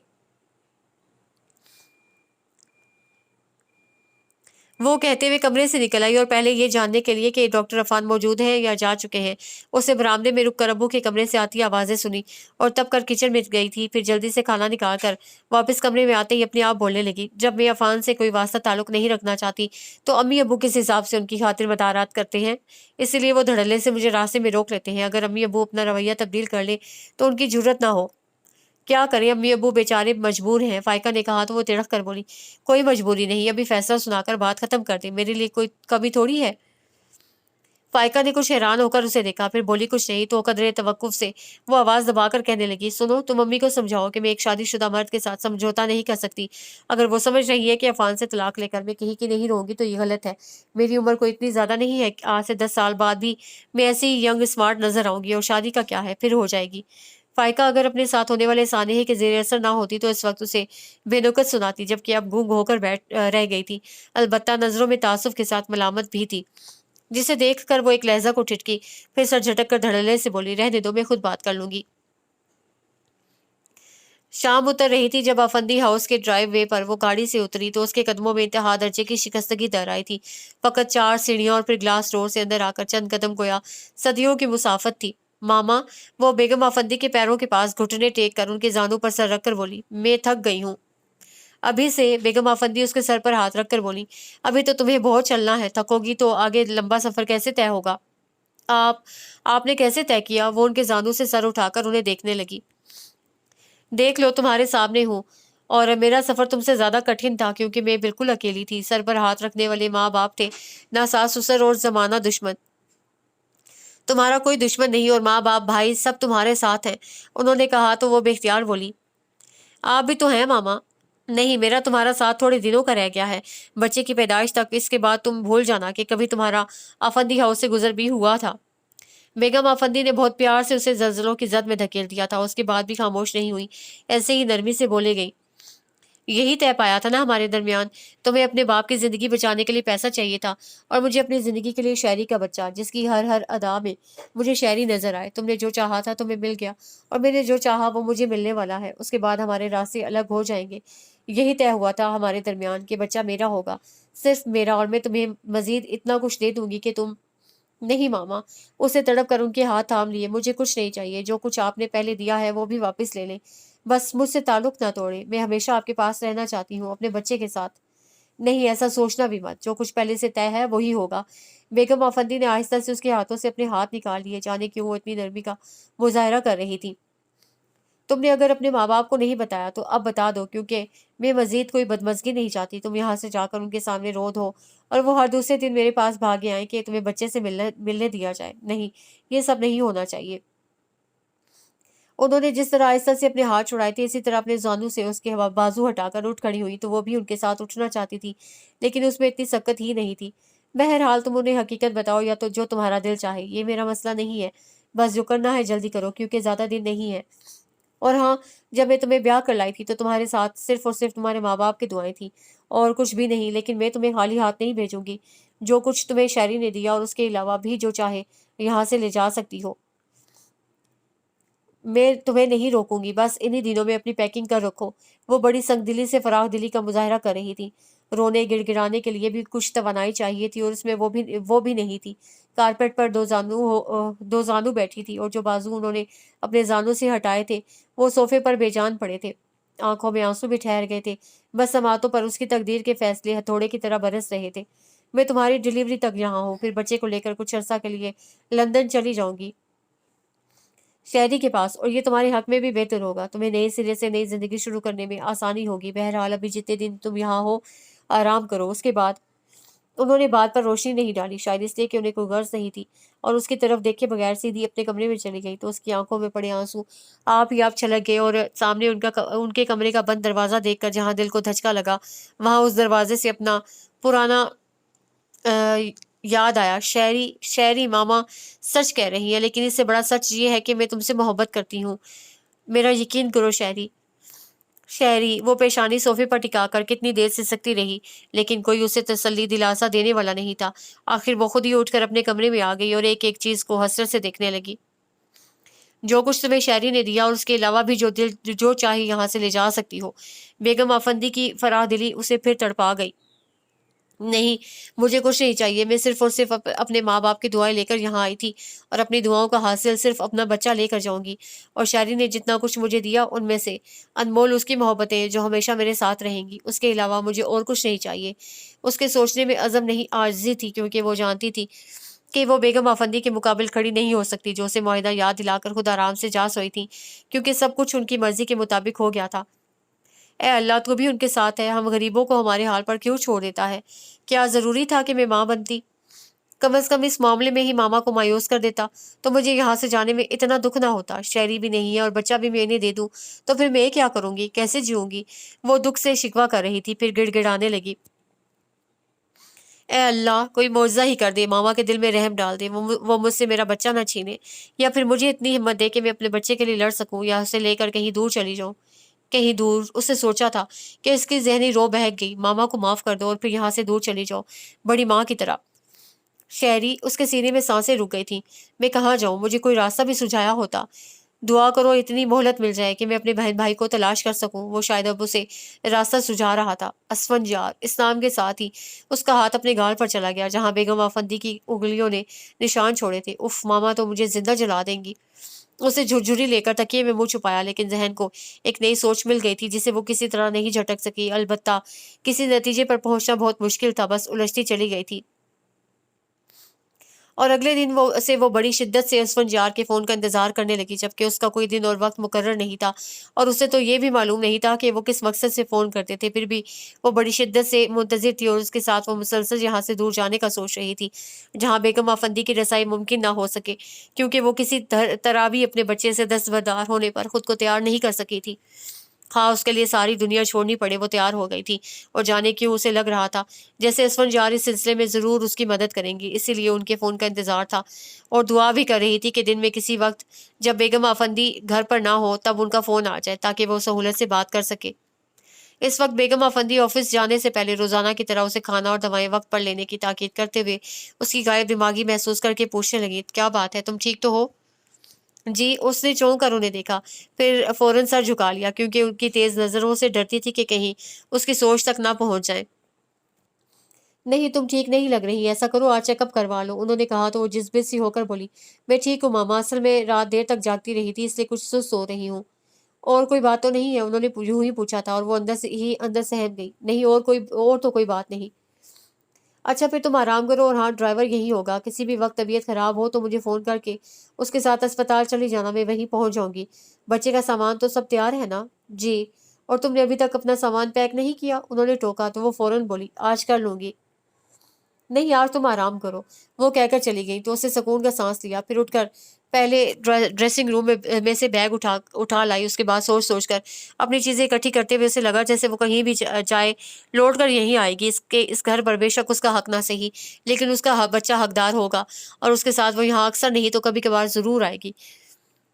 جیسے اسے کہا، شہری کی یاد کو دل کے کسی کونے میں بند کر رکھنا اور کبھی کبھار ہی وہاں جھانکنا، اور اگر زندگی میں کوئی اچھا ساتھی مل جائے تو پھر کبھی کبھار بھی نہیں۔ شہری میں کیا کروں، کہاں جاؤں؟ وہ ساری چیزیں اکٹھی کی ہوئی چیزیں بکھیر کر پھر رونے بیٹھ گئی تھی۔ اسے بیگم افندی نے اپنا سامان پیک کرنے کو کہا تھا اور اس کا سامان ایک بیگ میں ہی سما گیا تھا، لیکن اسے بیگم افندی پر ظاہر نہیں کیا۔ اس کے برعکس جب وہ آتی تو انہیں دکھانے کو سوٹ کیس میں چیزیں اور کپڑے وغیرہ بھرنے کھڑی ہو جاتی، جبکہ بچے کا تیار شدہ بیگ سامنے ہی رکھ چھوڑا تھا۔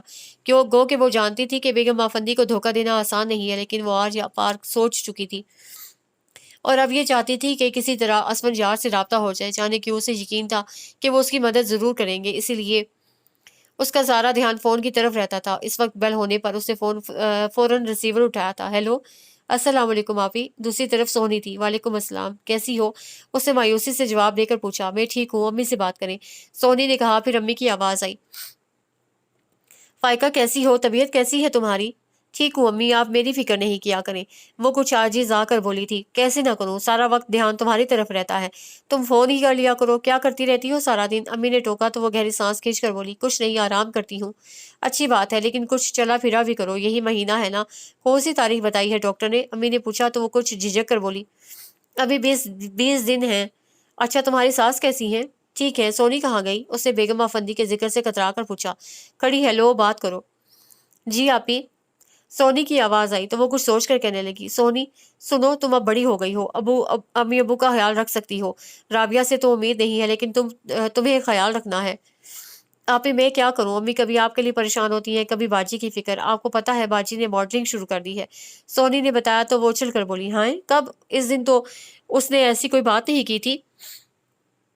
ابھی 2 دن ہوئے ہیں بتا رہی تھی، وہ اب شوٹنگ پر جاتی ہیں اور انہوں نے امی ابو کو بھی نہیں بتایا، لیکن آپی جب ٹی وی پر ایڈ چلے گا تب تو سب کو پتہ چل جائے گا، عفان بھائی کو بھی، وہ بہت خائف ہو کر بول رہی تھی۔ ظاہر ہے، خیر تم اس کے لیے پریشان مت ہو، وہ کچھ بھی کر سکتی ہے، تم بس امی ابو کا خیال رکھو۔ اس سے کہا تو سونی پوچھنے لگی، آپ کب آئیں گی؟ دیکھو کب آنا ہوتا ہے، اور پتہ نہیں وہ اپنے خیال میں جانے کیا کہنے جا رہی تھی کہ فوراً احساس ہونے پر خدا حافظ کہہ کر فون رکھ دیا۔ پھر ادھر ادھر یوں دیکھنے لگی جیسے سمجھ میں نہ آ رہا ہو کیا کرے، اور کرنے کو تو اب کچھ نہیں تھا، بس انتظار تھا، وہ بھی اب مایوسی میں بدل رہا تھا۔ کیا کروں، اگر اسفر یار سے رابطہ نہیں ہوا تو پھر کہاں جاؤں گی؟ وہ کتنی دیر اس نہج پر سوچتی رہی، پھر خود کو تسلی دینے والی بات، اللہ مالک ہے، کہیں تو ٹھکانہ مل ہی جائے گا، اور اے اللہ مجھ سے میرا بچہ نہ چھیننا۔ میں شہری کے ساتھ تو نہیں مری، لیکن بچے کے بغیر مر جاؤں گی۔ اگر ماما اپنے مقصد میں کامیاب ہو گئی تو میں خود اپنے آپ کو ختم کر لوں گی۔ مان فون کی بیل پر وہ یوں چونکی کہ اس کا دل زور زور سے دھڑکنے لگا تھا۔ سینے پر ہاتھ رکھ کر اس سے پہلے خود کو سنبھالا، پھر ریسیور اٹھایا تھا۔ ہیلو، السلام علیکم۔ اسفندیار ناراض، کتنے ناراض سہی، پہلے سلام ضرور کرتے تھے، اور وہ ان کی آواز سنتے ہی بے قابو ہو گئی۔ اسفندیار، آپ اسفندیار ہیں نا؟ میں بڑی شدت سے آپ کا نہیں، آپ کے فون کا انتظار کر رہی تھی۔ کیوں؟ ادھر خاصا روکھا پن تھا اور جارحانہ انداز تھا جس سے اس کا سارا جوش پل میں رخصت ہو گیا، اور وہ کچھ سر پٹا کر بولی، وہ شہری، ہاں شہری نے کہا تھا کہ میں آپ سے آپ کا اتا پتہ معلوم کر لوں، پھر وہ خود آپ کو یہاں لے آئے گا، لیکن اب شہری تو ہے نہیں، انہوں نے کہا تو وہ فوراً بولی، میں آ جاؤں گی۔ تم مجھے لینے آؤ گی؟ کیا اوقات ہے تمہاری؟ ملازمہ سے مالکن بن کر سمجھتی ہو دوسری بیگم آفندی بن جاؤ گی؟ ہرگز نہیں۔ اسفند یار نے اس بری طرح اسے جھاڑا کہ وہ چکرا گئی۔ آپ غلط سمجھ رہی ہیں۔ غلط نہ صحیح، تم مجھے کچھ بھی سمجھانے کی کوشش مت کرو، اور صرف میری بات سمجھ لو کہ میں جیلان افندی کی کہانی دوبارہ نہیں دہرانے دوں گا۔ سائقہ بیگم کا وار یوں چل گیا کہ میں اس وقت کم سن نہ سمجھ تھا، تمہیں اس انجام کو پہنچاؤں گا کہ جس کا تم تصور نہیں کر سکتی۔ شہریار کی سادگی کا فائدہ اٹھا کر آفندی ہاؤس اپنے نام کروانا چاہتی تھی نا، تو میں اسی آفندی ہاؤس میں تمہیں زندہ دفن کر دوں گا۔ اسفندیار نے اپنے طور پر جو سوچ سمجھ لیا تھا اسی حساب سے زہر اگل رہے تھے، اور وہ جس طرح پہلی بار ان کا فون سن کر پریشان اور خوفزدہ ہوئی تھی، اسی طرح اب بھی فون رکھ کر کانپ رہی تھی اور پھٹی پھٹی آنکھوں سے یوں فون کو گھو رہی تھی جیسے پہلے کی طرح دوبارہ بجنے لگے گا۔ لیکن اسفندیار کو شاید مزید کچھ نہیں کہنا تھا، اور جو وہ کہہ چکے تھے وہ اس کی سمجھ میں کہاں آیا تھا۔ نہ پہلے سمجھی تھی، نہ اب، البتہ یقین ٹوٹنے کا احساس ہو رہا تھا، اور بڑا تکلیف دیتا کہ اتنے دنوں سے وہ کس شدت سے منتظر تھی۔ کتنی دیر بعد جب وہ خوف سے نکلی تو دکھ و تعصف نے گھیر لیا۔ عجیب آدمی ہے، پتہ نہیں شہری نے ان کے بارے میں کیا سوچ لیا تھا۔ اچھا ہوا اس کی ملاقات نہیں ہوئی، ورنہ کتنا دکھ ہوتا اسے۔ بڑے آئے مجھے میری اوقات یاد دلانے والے، مجھے کوئی دلچسپی نہیں آفندی ہاؤس سے، میں خود جا رہی ہوں۔ وہ جانے کے خیال سے پھر پریشان ہو گئی کہ اب کہاں جائے۔ تبھی ملازمہ جوس لے کر آ گئی۔ بی بی جوس پی لے۔ اس نے ایک نظر اسے دیکھا، پھر اس کے ہاتھ سے گلاس لے کر بولی، چلو تمہاری چھٹی ہوئی۔ جی؟ ملازمہ سمجھی نہیں۔ کچھ نہیں، جاؤ اپنا کام کرو۔ وہ اسے بھیج کر گھونٹ گھونٹ جوس پینے کے بعد پھر اپنا سوچنے میں لگ گئی، اور گلاس خالی ہونے تک اس نے ایک فیصلہ کر کے اعظام کے آفس کا نمبر یاد کیا، پھر انہیں فون کر ڈالا۔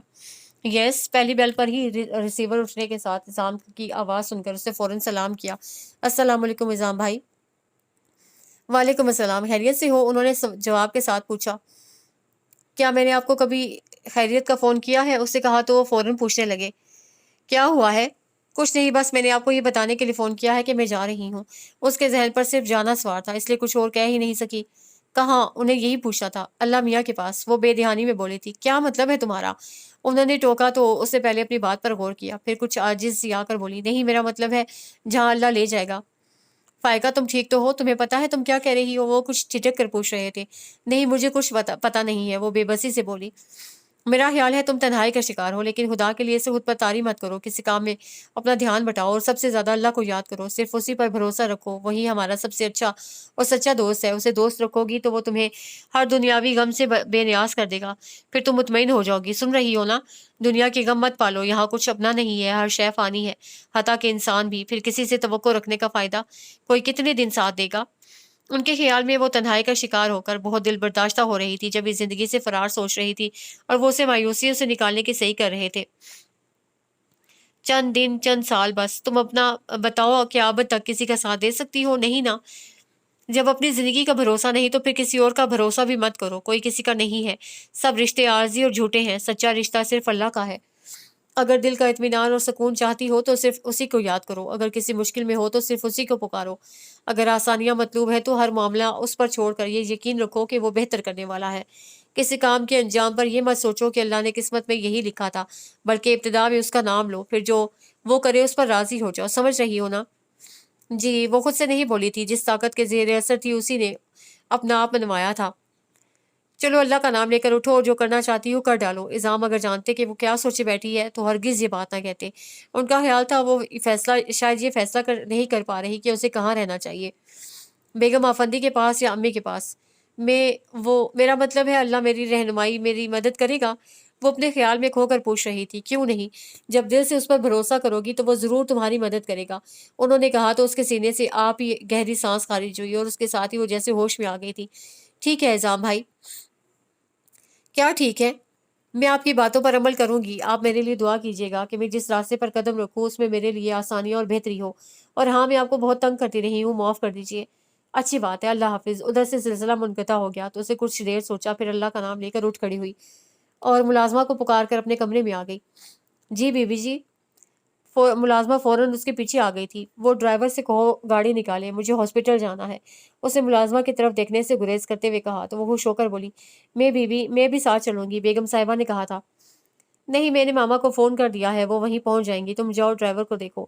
وہ اندر ہی اندر پریشان ہو گئی تھی، جب ہی روکھے پن کا مظاہرہ کر کے اسے بھیج دیا، اور جلدی سے چادر لپیٹ کر دونوں بیگ سامنے رکھے، پھر کمرے میں چاروں طرف نظریں دوڑاتے ہوئے دل میں شہریار سے مخاطب ہوئی، میں جا رہی ہوں شہری، تم نے بھی تو کہا تھا یہاں سے دور چلی جاؤ، تو میں جا رہی ہوں۔ میں نے ماما کو معاف کر دیا ہے، لیکن میں انہیں اپنا بچہ نہیں دے سکتی۔ ہاں، جب بچہ بڑا ہو جائے گا تب میں اسے ماما سے ملانے ضرور لاؤں گی۔ بیبی، ملازمہ کے پکارنے پر وہ چونک کر اسے دیکھنے لگی۔ یہ بیگ لے جاؤں؟ मुलाजमा ने बच्चे के बैग की तरफ इशारा करके पूछा। हाँ, दोनों गाड़ी में रखो। उसने कहकर अपना पर्स खोल लिया और कुछ नोट मुट्ठी में दबाकर मुलाजमा के पीछे बाहर निकल आई। अल्लाह चांद सा बेटा दे, साथ खैरियत के आप घर वापस आओ। मुलाजमा दुआएं दिए जा रही थी। वो खामोशी से ड्राइवर को दोनों बैग गाड़ी में रखते हुए देखने लगी। फिर मुलाजमा की फैली झोली में कुछ नोट डालकर गाड़ी में बैठ गई। कुछ देर बाद गाड़ी शफाफ सड़कों पर फर्राटे भर रही थी और उसका जहन बिल्कुल खाली था, क्योंकि उसे नहीं मालूम था कि वो कहाँ जा रही है। बस यहाँ से दूर जाना था। जब ड्राइवर ने गाड़ी रोक कर दोनों बैग बाहर निकाल दिए, तब वो उतर कर उससे बोली, तुम मामा के आने तक यहीं रुको, फिर जैसा वो कहें। जी बेगम साहिबा, ये बैग अंदर पहुंचा दूं? ड्राइवर ने पूछा। नहीं, मैं ले जाऊंगी। वो सहूलत से दोनों बैग घसीटती हुई हॉस्पिटल के गेट से अंदर दाखिल हुई और फिर राहदारियों से गुजरती हुई दूसरे गेट से बाहर निकल गई थी।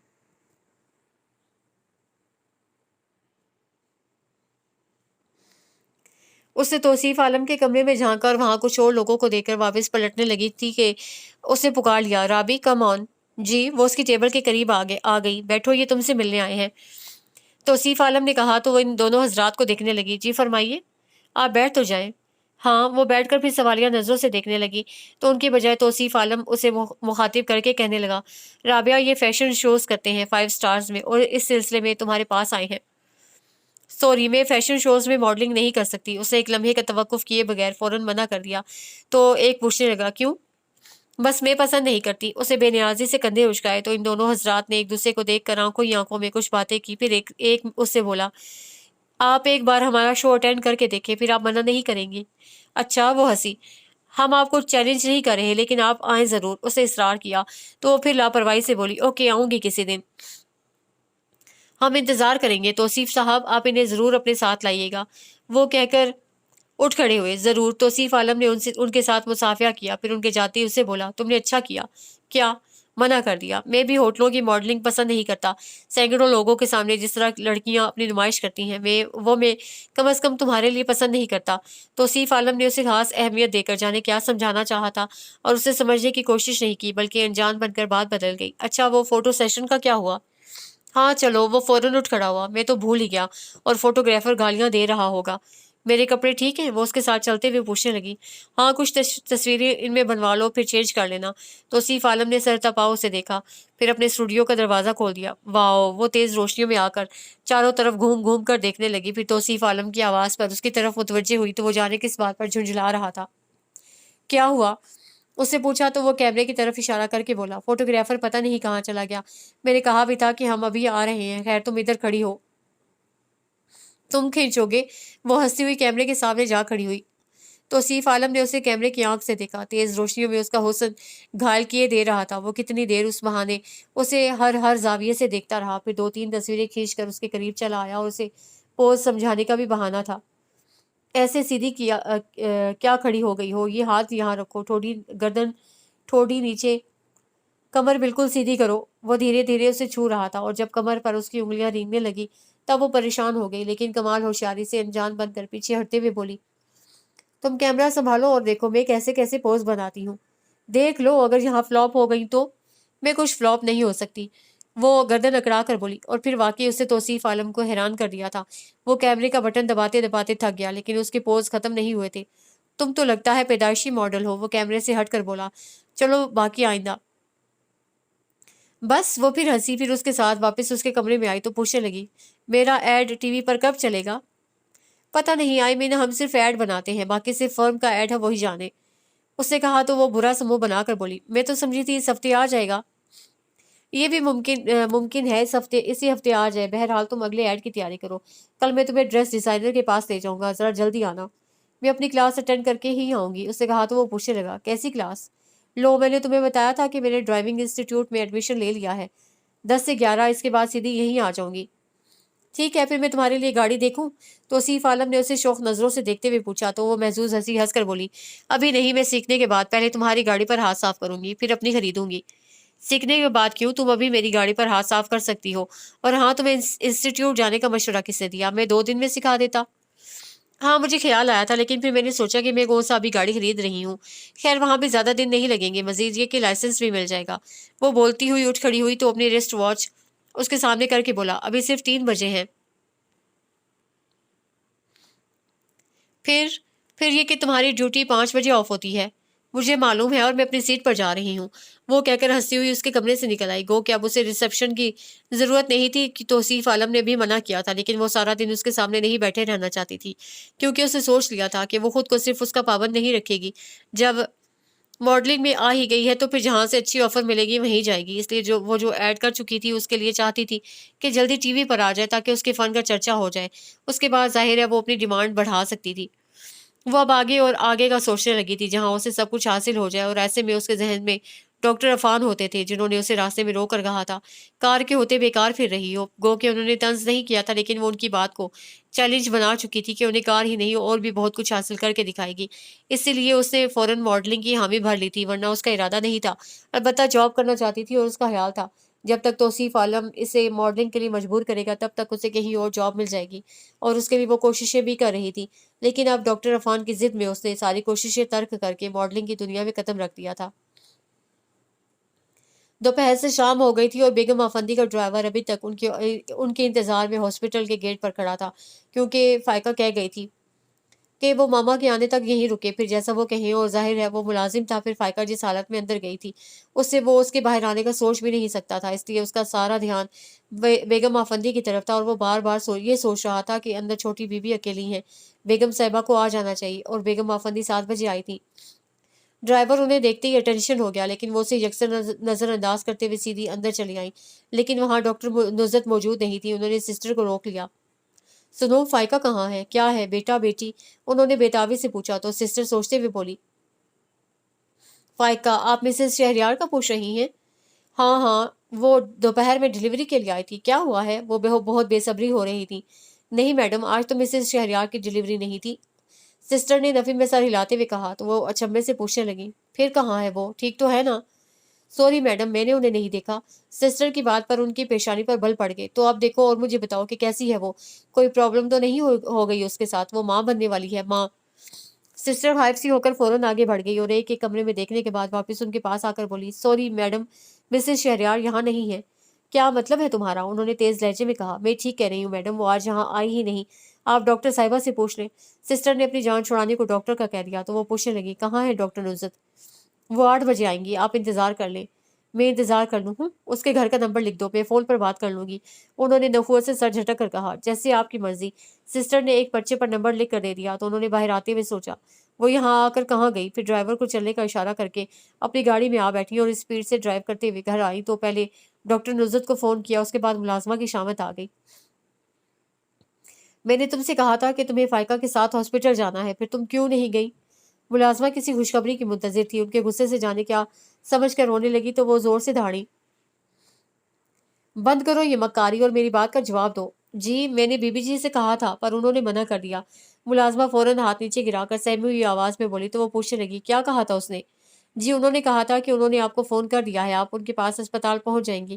ملازمہ نے بتایا تو وہ کچھ ٹھٹک گئی، لیکن فوراً کچھ قیاس کرنے سے گریز کرتے ہوئے پوچھنے لگی، اور کیا کہا تھا؟ اور تو جی کچھ نہیں کہا۔ اچھا دیکھو ڈرائیور آ گیا ہو تو اسے یہاں لے آؤ۔ وہ ملازمہ کو بھیج کر خود بیٹھ گئی۔ ملازمہ فوراً ہی ڈرائیور کے ساتھ واپس آ گئی تو انہوں نے بڑا چپتا ہوا سوال کیا تھا، تم فائقہ کو کہاں لے گئے تھے؟ جی اسپتال۔ ڈرائیور ان کے سوال سے پریشان ہوا تھا۔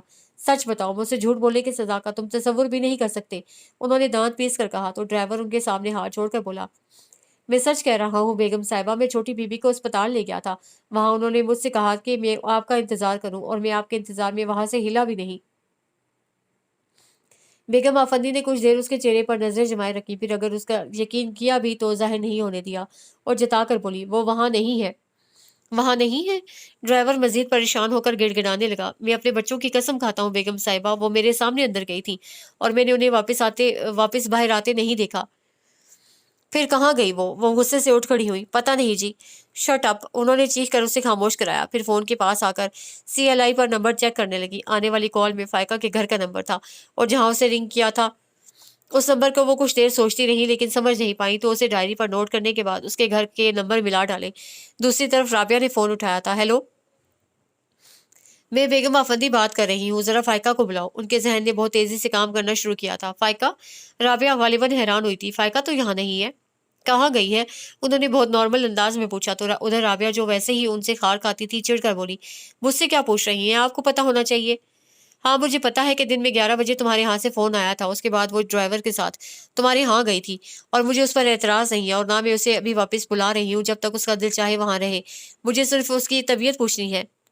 انہوں نے بہت ضبط سے ایک ایک بات پر زور دے کر کہا تو رابعہ چمبے میں گر کر بولی، آپ کو غلط فہمی ہوئی ہے میڈم، فائقہ یہاں نہیں آئی۔ کیسے نہیں آئی؟ ڈرائیور چھوڑ کر آیا ہے اسے۔ اب انہوں نے قدرے جھجلا کر ٹوکا تو ادھر وہ بھی غصے سے بولی، جھوٹ بولتا ہے آپ کا ڈرائیور، اسے کیا ضرورت ہے جھوٹ بولنے کی؟ تو پھر فائقہ یہاں کیوں نہیں ہے؟ دیکھو لڑکی، مجھے چکر دینے کی کوشش مت کرو، اپنے باپ کو بلاؤ، میں ان سے پوچھتی ہوں، انہوں نے تیز ہو کر تنبیہ کے ساتھ کہا۔ ابو ابھی آفس سے نہیں آئے اور آپ ان سے کیا پوچھیں گی؟ اپنے ڈرائیور سے پوچھیں کہ اسے فائقہ کو کہاں چھوڑا ہے، کیونکہ یہ تو ممکن ہی نہیں ہے کہ وہ اس دروازے پر اتر کر کہیں اور چلی جائے۔ آس پاس کوئی رشتہ دار نہیں ہے جہاں وہ دوپہر سے اب تک بیٹھی رہے۔ رابعہ کا انداز بتا رہا تھا کہ وہ خود پر بہت ضبط کر رہی ہے اور وہ کہہ بھی ٹھیک رہی تھی، لیکن بیگم آفندی کیونکہ چھوٹے یقین سے اس کا وہاں جانا جتا چکی تھی، اس لیے اب انہیں اپنی بات پر قائم رہنا تھا۔ دوسری صورت میں وہ مشکوک ٹھہرتی، اس لیے فوراً لہجہ بدل گئی، کچھ نرم پڑھ کر تشویش سے بولی، پھر کہاں چلی گئی؟ میں ڈرائیور سے معلوم کرتی ہوں۔ اس کے ساتھ ہی انہوں نے فون بند کر دیا اور کچھ دیر اسی رخ پر کھڑی سوچتی رہی، پھر پلٹ کر ڈرائیور کو دیکھتے ہوئے بہت سرد لہجے میں بولی، سن لیا تم نے؟ جی۔ ڈرائیور کا جی نہ سمجھنے والا تھا۔ تم نے فائقہ کو اس کے باپ کے گھر چھوڑا تھا، انہوں نے ہنوز اسی انداز میں کہا تو اس بار وہ حیران ہوا۔ جی ہاں، تم نے فائقہ کو اس کے باپ کے گھر چھوڑا تھا، وہ اپنی بات دہرا کر پوچھنے لگی۔ کہاں چھوڑا تھا؟ ان کے باپ کے گھر۔ ڈرائیور اب سمجھ کر اور خائف ہو کر بولا تھا۔ ہاں، اور تم بھی سن لو۔ وہ ملازمہ سے مخاطب ہوئی، فائقہ تم سے اپنے باپ کے گھر جانے کا کہہ گئی تھی، سمجھ رہی ہو نا؟ جی۔ ملازمہ کے حلق سے پسی پسی آواز نکلی تھی۔ کوئی بھی پوچھے تم دونوں کو یہی کہنا ہے، اگر کہیں غلطی سے بھی کوئی اور بات منہ سے نکلی تو سب سے پہلے پولیس تم دونوں کو پکڑے گی، کیونکہ میں تو گھر پر تھی نہیں اور میں نے تمہیں بچانے کے لیے ہی اس کے گھر والوں سے جھوٹ بولا ہے، سمجھے؟ بیگم آفندی نے پولیس کا نام لے کر دونوں کو ڈرا دیا تھا۔ بیگم صاحبہ، ہمارا کوئی قصور نہیں جی۔ ملازمہ رونے لگی۔ میں جانتی ہوں، جبھی تو تمہیں بچا رہی ہوں، ورنہ میں خود تمہیں پولیس کے حوالے کر دیتی۔ اور یہ رونا دھونا بند کرو، ابھی اس کے گھر سے کوئی آ جائے گا اور تمہیں کسی کے سامنے کمزور نہیں پڑنا، جاؤ اپنا کام کرو۔ وہ ان دونوں کو بھیج کر فائقہ کے کمرے میں آ گئی، جہاں کسی افراتفری کا کوئی نشان نہیں تھا۔ ہر شے جوں کی توں موجود تھی۔ وہاں کا جائزہ لیتے ہوئے ان کا ذہن یکلخت بہت پیچھے چلا گیا۔ جب زینب نے گھر چھوڑا تھا تو اس کے کمرے میں بھی ایسی ہی اداسی اور ویرانی سمٹ آئی تھی، جیسے اپنے مکین کے جانے پر افسردہ ہو۔ تو کیا فائقہ بھی؟ ان کے ذہن کو پھر جھٹکا لگا۔ نہیں، وہ ایسا قدم نہیں اٹھا سکتی، اسے میرے ساتھ معاہدہ کیا تھا، اور پھر وہ کہاں جائے گی؟ اپنے باپ کے گھر ہوگی، وہیں سے فون آیا تھا، اس کی وہ بہن ضرور اسے بہکایا ہوگا۔ فائقہ خود سے نہیں جا سکتی، میں اس کے باپ سے پوچھتی ہوں۔ وہ خود کو تسلیاں دیتی واپس لاؤنج میں آ گئی اور ریسیور اٹھانے لگی تھی کہ ڈائری پر وہ دوسرا نمبر جہاں فائقہ نے رنگ کیا تھا دیکھ کر پھر اسے سوچتے ہوئے پہلے وہی نمبر ڈائل کیا اور کچھ دیر دوسری طرف کی ٹیون سنتی رہی، پھر کریڈل پر ہاتھ رکھا تھا کہ بیل بج اٹھی۔ ہیلو، انہوں نے کریڈل سے ہاتھ ہٹا کر ہیلو کہا تو دوسری طرف فائقہ کے ابو تھے۔ السلام علیکم بیگم صاحبہ، میں اعزاز احمد بات کر رہا ہوں۔ جی، میں آپ ہی کے فون کا انتظار کر رہی تھی۔ وہ فوراً ذہن سے ہر خیال جھٹک کر ادھر متوجہ ہو گئی۔ جی، میں ابھی آفس سے آیا ہوں تو رابعہ نے مجھے آپ کے فون کا بتایا، ابو نے کہا تو وہ فوراً بولی، اور فائقہ کا نہیں بتایا؟ بتایا ہے، لیکن فائقہ یہاں نہیں آئی۔ آپ نے ڈرائیور سے پوچھا؟ ابو کے پوچھنے پر انہوں نے ایک لہجہ کو ہونٹ بھینچے، پھر ضبط سے بولی، دیکھیے اعزاز صاحب، میرے ڈرائیور میں اتنی جرت نہیں ہے کہ وہ غلط بیانی کرے۔ دن میں آپ کے ہاں سے فون آیا تھا، اس کے بعد فائقہ ملازمہ سے یہ کہہ کر نکلی تھی کہ وہ آپ کے ہاں جا رہی ہے، پھر ڈرائیور نے اسے آپ کے دروازے پر چھوڑا تھا، اور ابھی جب میں نے آفس سے آ کر فائقہ کی طبیعت معلوم کرنے کے لیے آپ کے ہاں فون کیا تو آپ کی دوسری بیٹی نے بتایا کہ فائقہ وہاں نہیں ہے۔ اب بتائیں، وہ آپ کے ہاں نہیں ہے تو کہاں ہے؟ دوسری طرف ایک دم خاموشی چھا گئی، پھر کتنی دیر بعد ابو کی ٹوٹی ہوئی آواز آئی تھی، میری بیٹی کہاں چلی گئی؟ آپ اپنے عزیزوں کی ہاں معلوم کریں، ویسے اتنی غیر ذمہ دار تو نہیں ہے وہ۔ بہرحال آپ معلوم کریں، میں بہت پریشان ہو رہی ہوں۔ بیگم افندی ان کی پریشانی نظر انداز کر گئی اور اپنی پریشانی جتا کر سلسلہ منقطع کر دیا تھا۔ ابو کے ہاتھ میں ریسیور کانپ رہا تھا۔ رابعہ نے جلدی سے ریسیور لے کر کریڈل پر رکھا، پھر ان کا بازو تھام کر وہیں چیئر پر بٹھاتے ہوئے پوچھنے لگی، کیا کہہ رہی ہیں میڈم؟ ابو میں بولنے کی سکت نہیں تھی، بس ایک نظر اسے دیکھ کر سر جھکا گئے تو وہ ان کے پیروں کے پاس بیٹھ گئی اور ان کے ہاتھوں پر ہاتھ رکھ کر بولی، پریشان نہیں ہو ابو، مجھے یقین ہے فائقہ وہیں اپنے گھر میں ہوگی، اس کی ساس بہت چالاک عورت ہے، ضرور ان کا مقصد۔ وہ امی کو آتے دیکھ کر خاموش ہو گئی، کیونکہ اس نے ابھی امی کو نہیں بتایا تھا، صرف اس لیے کہ وہ سنتے ہی رونا دھونا مچا دیتی۔ کیا بات ہے؟ अम्मी ने अबू को मुज़महिल देखकर तशवीश से पूछा तो इससे पहले अबू बोल पड़े, कुछ नहीं, बस ज़रा कमज़ोरी महसूस कर रहा हूँ। फिर उससे बोले, बेटा ज़रा इज़ाम को फ़ोन करो, कहो अगर फारिग है तो यहाँ आ जाए, मैं उसके साथ। हाँ, डॉक्टर को दिखा दें। अम्मी ने खुद ही उसकी बात पूरी कर दी, जबकि राबिया समझ कर इज़ाम के नंबर डायल करने लगी। फिर बहुत मुख्तसरन उन्होंने अबू की तबीयत की खराबी का बताकर आने को कह दिया। क्या हुआ, नहीं है इज़ाम? अम्मी उसके इतनी जल्दी फ़ोन रखने से यही समझी, नहीं आ रहे हैं अबू, आप जब तक खाना खा लें, चलें उठिए, मुंह हाथ धोएं, मैं खाना लगाती हूँ। राबिया ज़बरदस्ती अबू को उठाकर खुद किचन में चली गई और बहुत जल्दी खाना निकाल आई, क्योंकि जानती थी कि इज़ाम फ़ोन रखते ही निकल पड़े होंगे और उन्हें देखकर अबू फिर रुकेंगे नहीं, फ़ौरन उनके साथ चलने को तैयार हो जाएंगे। और चाह तो वो भी रही थी कि अबू के साथ बेगम आफंदी के पास जाए, लेकिन अम्मी फ़ौरन आपे से बाहर हो जाने वाली अपनी फ़ौरन आपे से बाहर हो जाने वाली आदत से वाकिफ़ थी, इसलिए खुद पर जबर कर रही थी कि कहीं उसके गुस्से में बात ख़राब ना हो जाए, जबकि उसका ज़हन मुसलसल इस बात में उलझा हुआ था कि आखिर बेगम आफंदी का मकसद क्या है, फ़ाइका के ज़रिए वो उनसे क्या चाहती है। गोया ये यकीन था कि फ़ाइका उन्हीं के पास है और अब्बू को भी यही तसल्ली दिए जा रही थी। तकरीबन 15 मिनट बाद इज़ाम आए तो उन्हें देखते ही अब्बू ने खाने से हाथ रोक लिया। आप खाना खा लें फूफा जान, इज़ाम ने उनके उठने पर कहा। नहीं मियाँ, चलो। अब्बू के हलक से निवाले कहाँ उतर रहे थे। क्या तबीयत खराब है? मेरा मतलब है कौन से डॉक्टर के पास जाना है? इज़ाम ने पूछते हुए यूं ही राबिया को देखा तो वो अम्मी की मौजूदगी के बायस आंखों से उन्हें खामोश रहने का इशारा करते हुए बोली, अब्बू को मालूम है।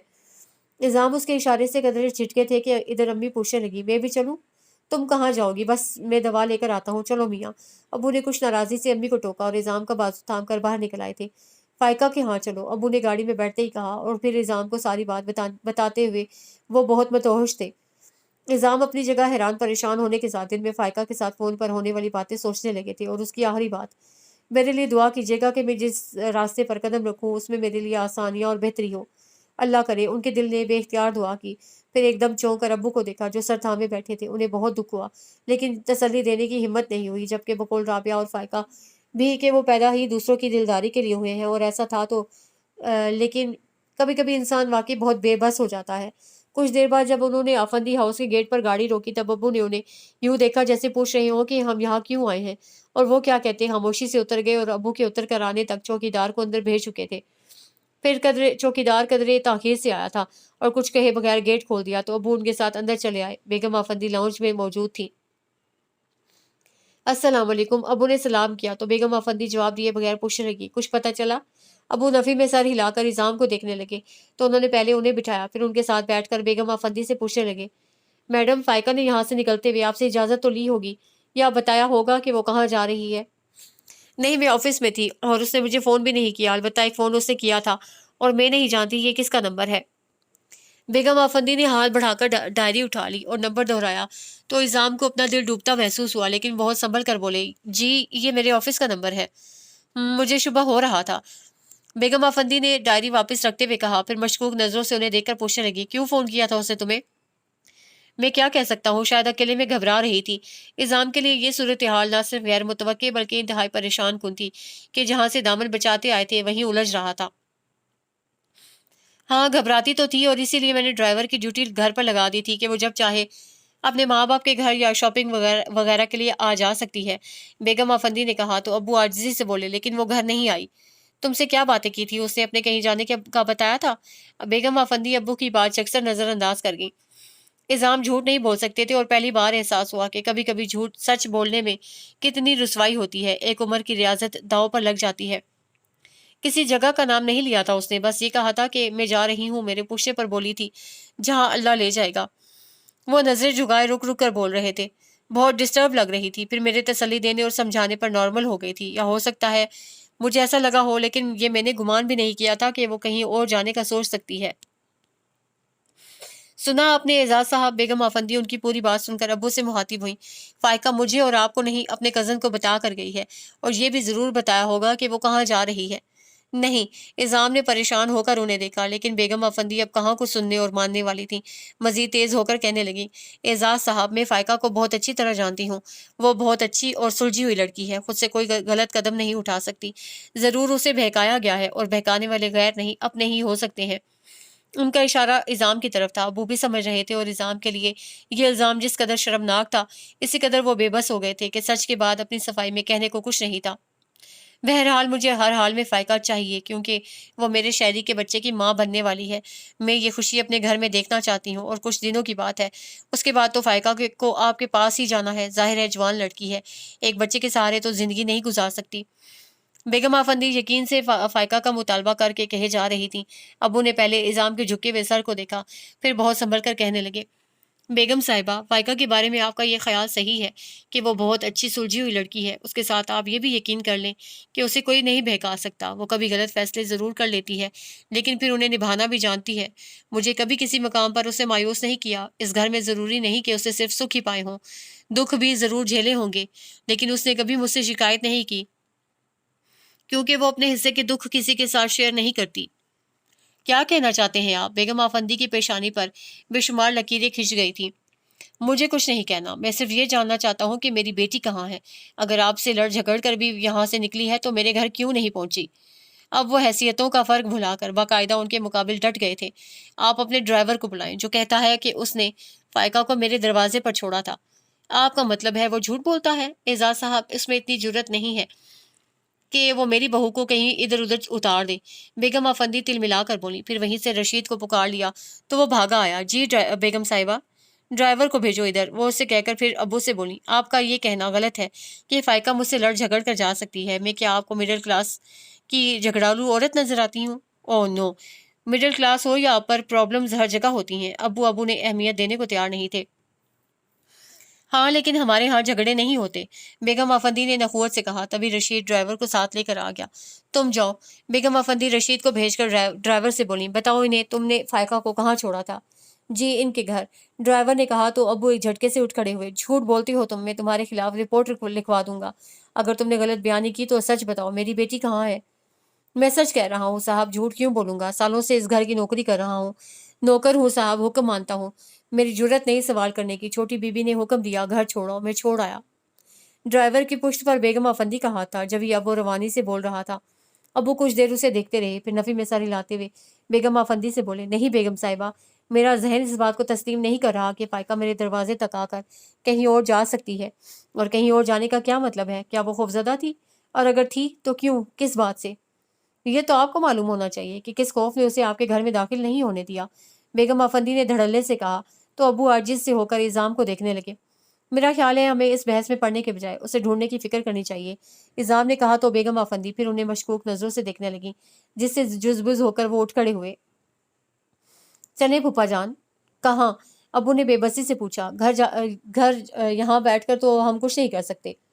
گھر جا کر کیا کر لو گے؟ بیگم آفندی نے چپتے ہوئے لہجے میں ٹوکا، لیکن انہوں نے یکسر نظر انداز کر کے ابو کا بازو تھام لیا اور دروازے کی طرف بڑھے تو بیگم آفندی فوراً بولی، اعزاز صاحب، میں آرام سے نہیں بیٹھوں گی، فائقہ جہاں کہیں بھی ہوگی میں اسے ڈھونڈ نکالوں گی۔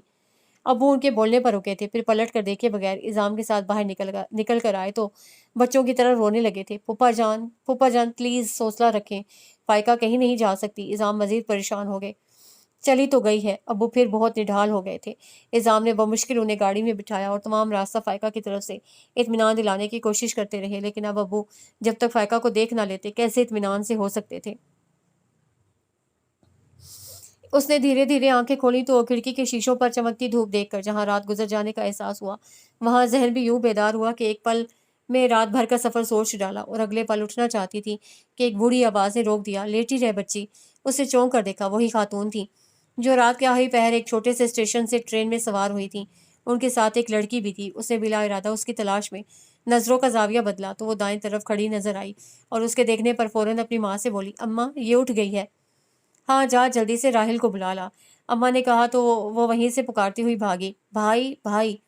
یا اللہ! اس کے سینے میں دل زور زور سے دھڑکنے لگا تھا کہ جانے اب کون آئے اور اس سے کیا سوال کرے۔ چند لمحوں بعد ہی وہ لڑکی اسی طرح بھاگتی ہوئی واپس آئی اور اس کے پیچھے وہ اونچا توانا مرد دروازے کی چوکھٹ پر ہی رک کر خشمگین نظروں سے اسے گھورنے لگا تو اندر ہی اندر سہم کر اس نے آنکھیں بند کر لیں۔ وہ اس سے مخاطب ہوا، آنکھیں کھولو۔ اسے فوراً آنکھیں کھول دیں تو پوچھنے لگا، کہاں جانا ہے تم کو؟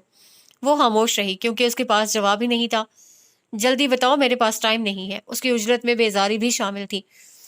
وہ اس پر سے نظریں ہٹا کر اس کی اماں کو دیکھنے لگی تو وہ نرمی سے بولی، بتا بیٹی، تجھے کہاں جانا ہے؟ یہ میرا بیٹا تجھے چھوڑ آئے گا۔ उसकी आंखें अपनी बेबसी पर आंसुओं से भर गईं तो वो 2 कदम आगे आकर बोली, देखा अम्मा इसकी मक्कारी, अब ये कहेगी मेरा इस दुनिया में कोई नहीं है। मैं बिल्कुल अकेली हूँ, मुझ पर रहम करो, कोई ज़रूरत नहीं इस पर तरस खाने की। बस चुप कर राहिल। अम्मा के टोकने पर वो और तेज़ होकर बोला, नहीं पहले मैं इससे सच उगलवाऊंगा, मुझे चक्कर नहीं दे सकती ये। भाई आराम से बात करो, वो लड़की मिनमिनाई थी, चल तू अपना काम कर। वो बहन को टोक कर फिर उसे घूरने लगा तो उसे चंद लम्हे उठकर बैठने में सर्व किए। फिर उसके बजाय अम्मा को देखकर बोली, मेरे शोहर का इंतकाल हो गया है और मेरी सास ने मुझे घर से निकाल दिया है। हाँ हाँ। वो जोर से हंसा तो अम्मा गुस्से से बोली, राहिल तू जा अपने काम पर। ना ना, जब तक ये यहाँ मौजूद है मैं कहीं नहीं जाऊंगा।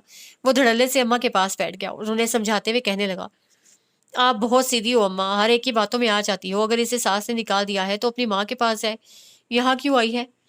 मैं खुद से नहीं आई, तुम लेकर आए हो। वो सारी हिम्मतें जगजा करके बोली थी, अम्मा के कहने पर लाया हूँ, इन्हें हमदर्दी हो रही थी तुमसे, वरना मैं वहीं स्टेशन पर बेहोश पड़ा रहने देता। खैर अब तो तुम्हें होश आ गया है, अब जाओ अपने घर। वो जरा भी मुरवत बरतने को तैयार नहीं था। मेरा घर यहाँ नहीं है, वो जिस बिज होकर बोली। जहाँ भी है मुझे उससे कोई गर्ज नहीं, बस तुम यहाँ से जाओ, उससे कतियत से कहा। राहिल मेहमान के साथ अम्मा ने फिर टोकना चाहा कि वो बोल पड़ा, कोई मेहमान नहीं है अम्मा, आप इसकी हालत नहीं देख रही? पता नहीं पेट में किसका बच्चा लिए फिरती है और कहती है शोहर मर गया है, सास ने घर से निकाल दिया, झूठी है ये। मेरे खुदा, वो चेहरा घुटनों में छुपाकर सिसक पड़ी तो उस पर धाड़ा, ये आंसू अपने घर जाकर बहाना, चलो उठो। वो हथेलियों से आंखें रगड़ती हुई उठने लगी थी कि अम्मा ने रोक दिया, अभी बैठ बच्ची, पहले कुछ खा पी ले। अम्मा, वो झुंझला गया। बस चुप कर, मेहमान को ऐसे नहीं जाने देते, अम्मा कहकर कमरे से निकल गई तो वो फिर उसे घूरने लगा। बदतमीज, जंगली, जाहिल, गवार।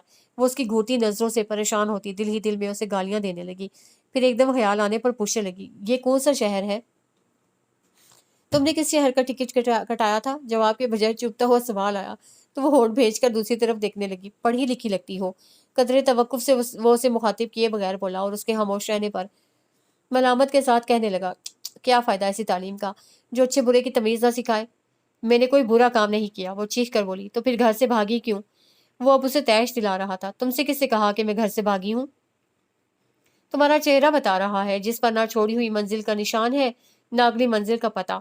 उसे कहकर तासुफ भरी सांस खींची तो वो दुख से बोली, तुम्हारा क्यास ठीक कहता है, लेकिन सच वही है कि मेरे शोहर के बाद उसके घर में मेरे लिए जगह नहीं रही थी। और तुम्हारे माँ बाप? उसने पूछा। तभी अम्मा उसके लिए नाश्ता लेकर आ गई, चुंगेर में पराठा, फ्राई अंडा और दूध का गिलास।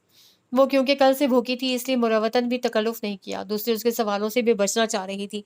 जब भी फौरन खाने में लग गई तो वो अम्मा से बोला, अम्मा मुझे चाय ही दे देती। तू काम पर नहीं जाएगा? अम्मा उसे वहां से उठाना चाहती थी, लेकिन वो भी एक ढीठ था। जाऊंगा क्यों नहीं, पहले इसे तो चलता करूं। मेरी फिक्र मत करो, मैं चली जाऊंगी, वो नागवारी से बोली। तो अम्मा ने फौरन पूछा, कहाँ जाएगी? जहाँ अल्लाह ले जाएगा, उसी के भरोसे पर निकली हूँ। वो जिसके दिल में चाहेगा मेरे लिए रहम डाल देगा। वो खाने में मसरूफ इतने मुतमईन अंदाज में बोली थी कि उसके बाद कुछ देर के लिए बिल्कुल खामोशी छा गई। फिर गालिबन उसे अम्मा को जाने का इशारा किया था और उनके जाते ही कहने लगा, सुनो, अगर तुम अपने बारे में सच सच बता दो मैं तुम्हारी मदद कर सकता हूँ। सच वही है जो मैं कह चुकी हूँ। पेट भरने से वो अब खुद में काफी बेहतर महसूस कर रही थी। और मैंने तुम्हारे माँ बाप के बारे में पूछा था। मेरे माँ बाप पर और बहुत जिम्मेदारियां हैं, मैं अपना बोझ उन पर नहीं डालना चाहती, इसलिए दूर चली आई। उसने कहा तो वो चिढ़कर बोला, तुम झूठ बोल रही हो।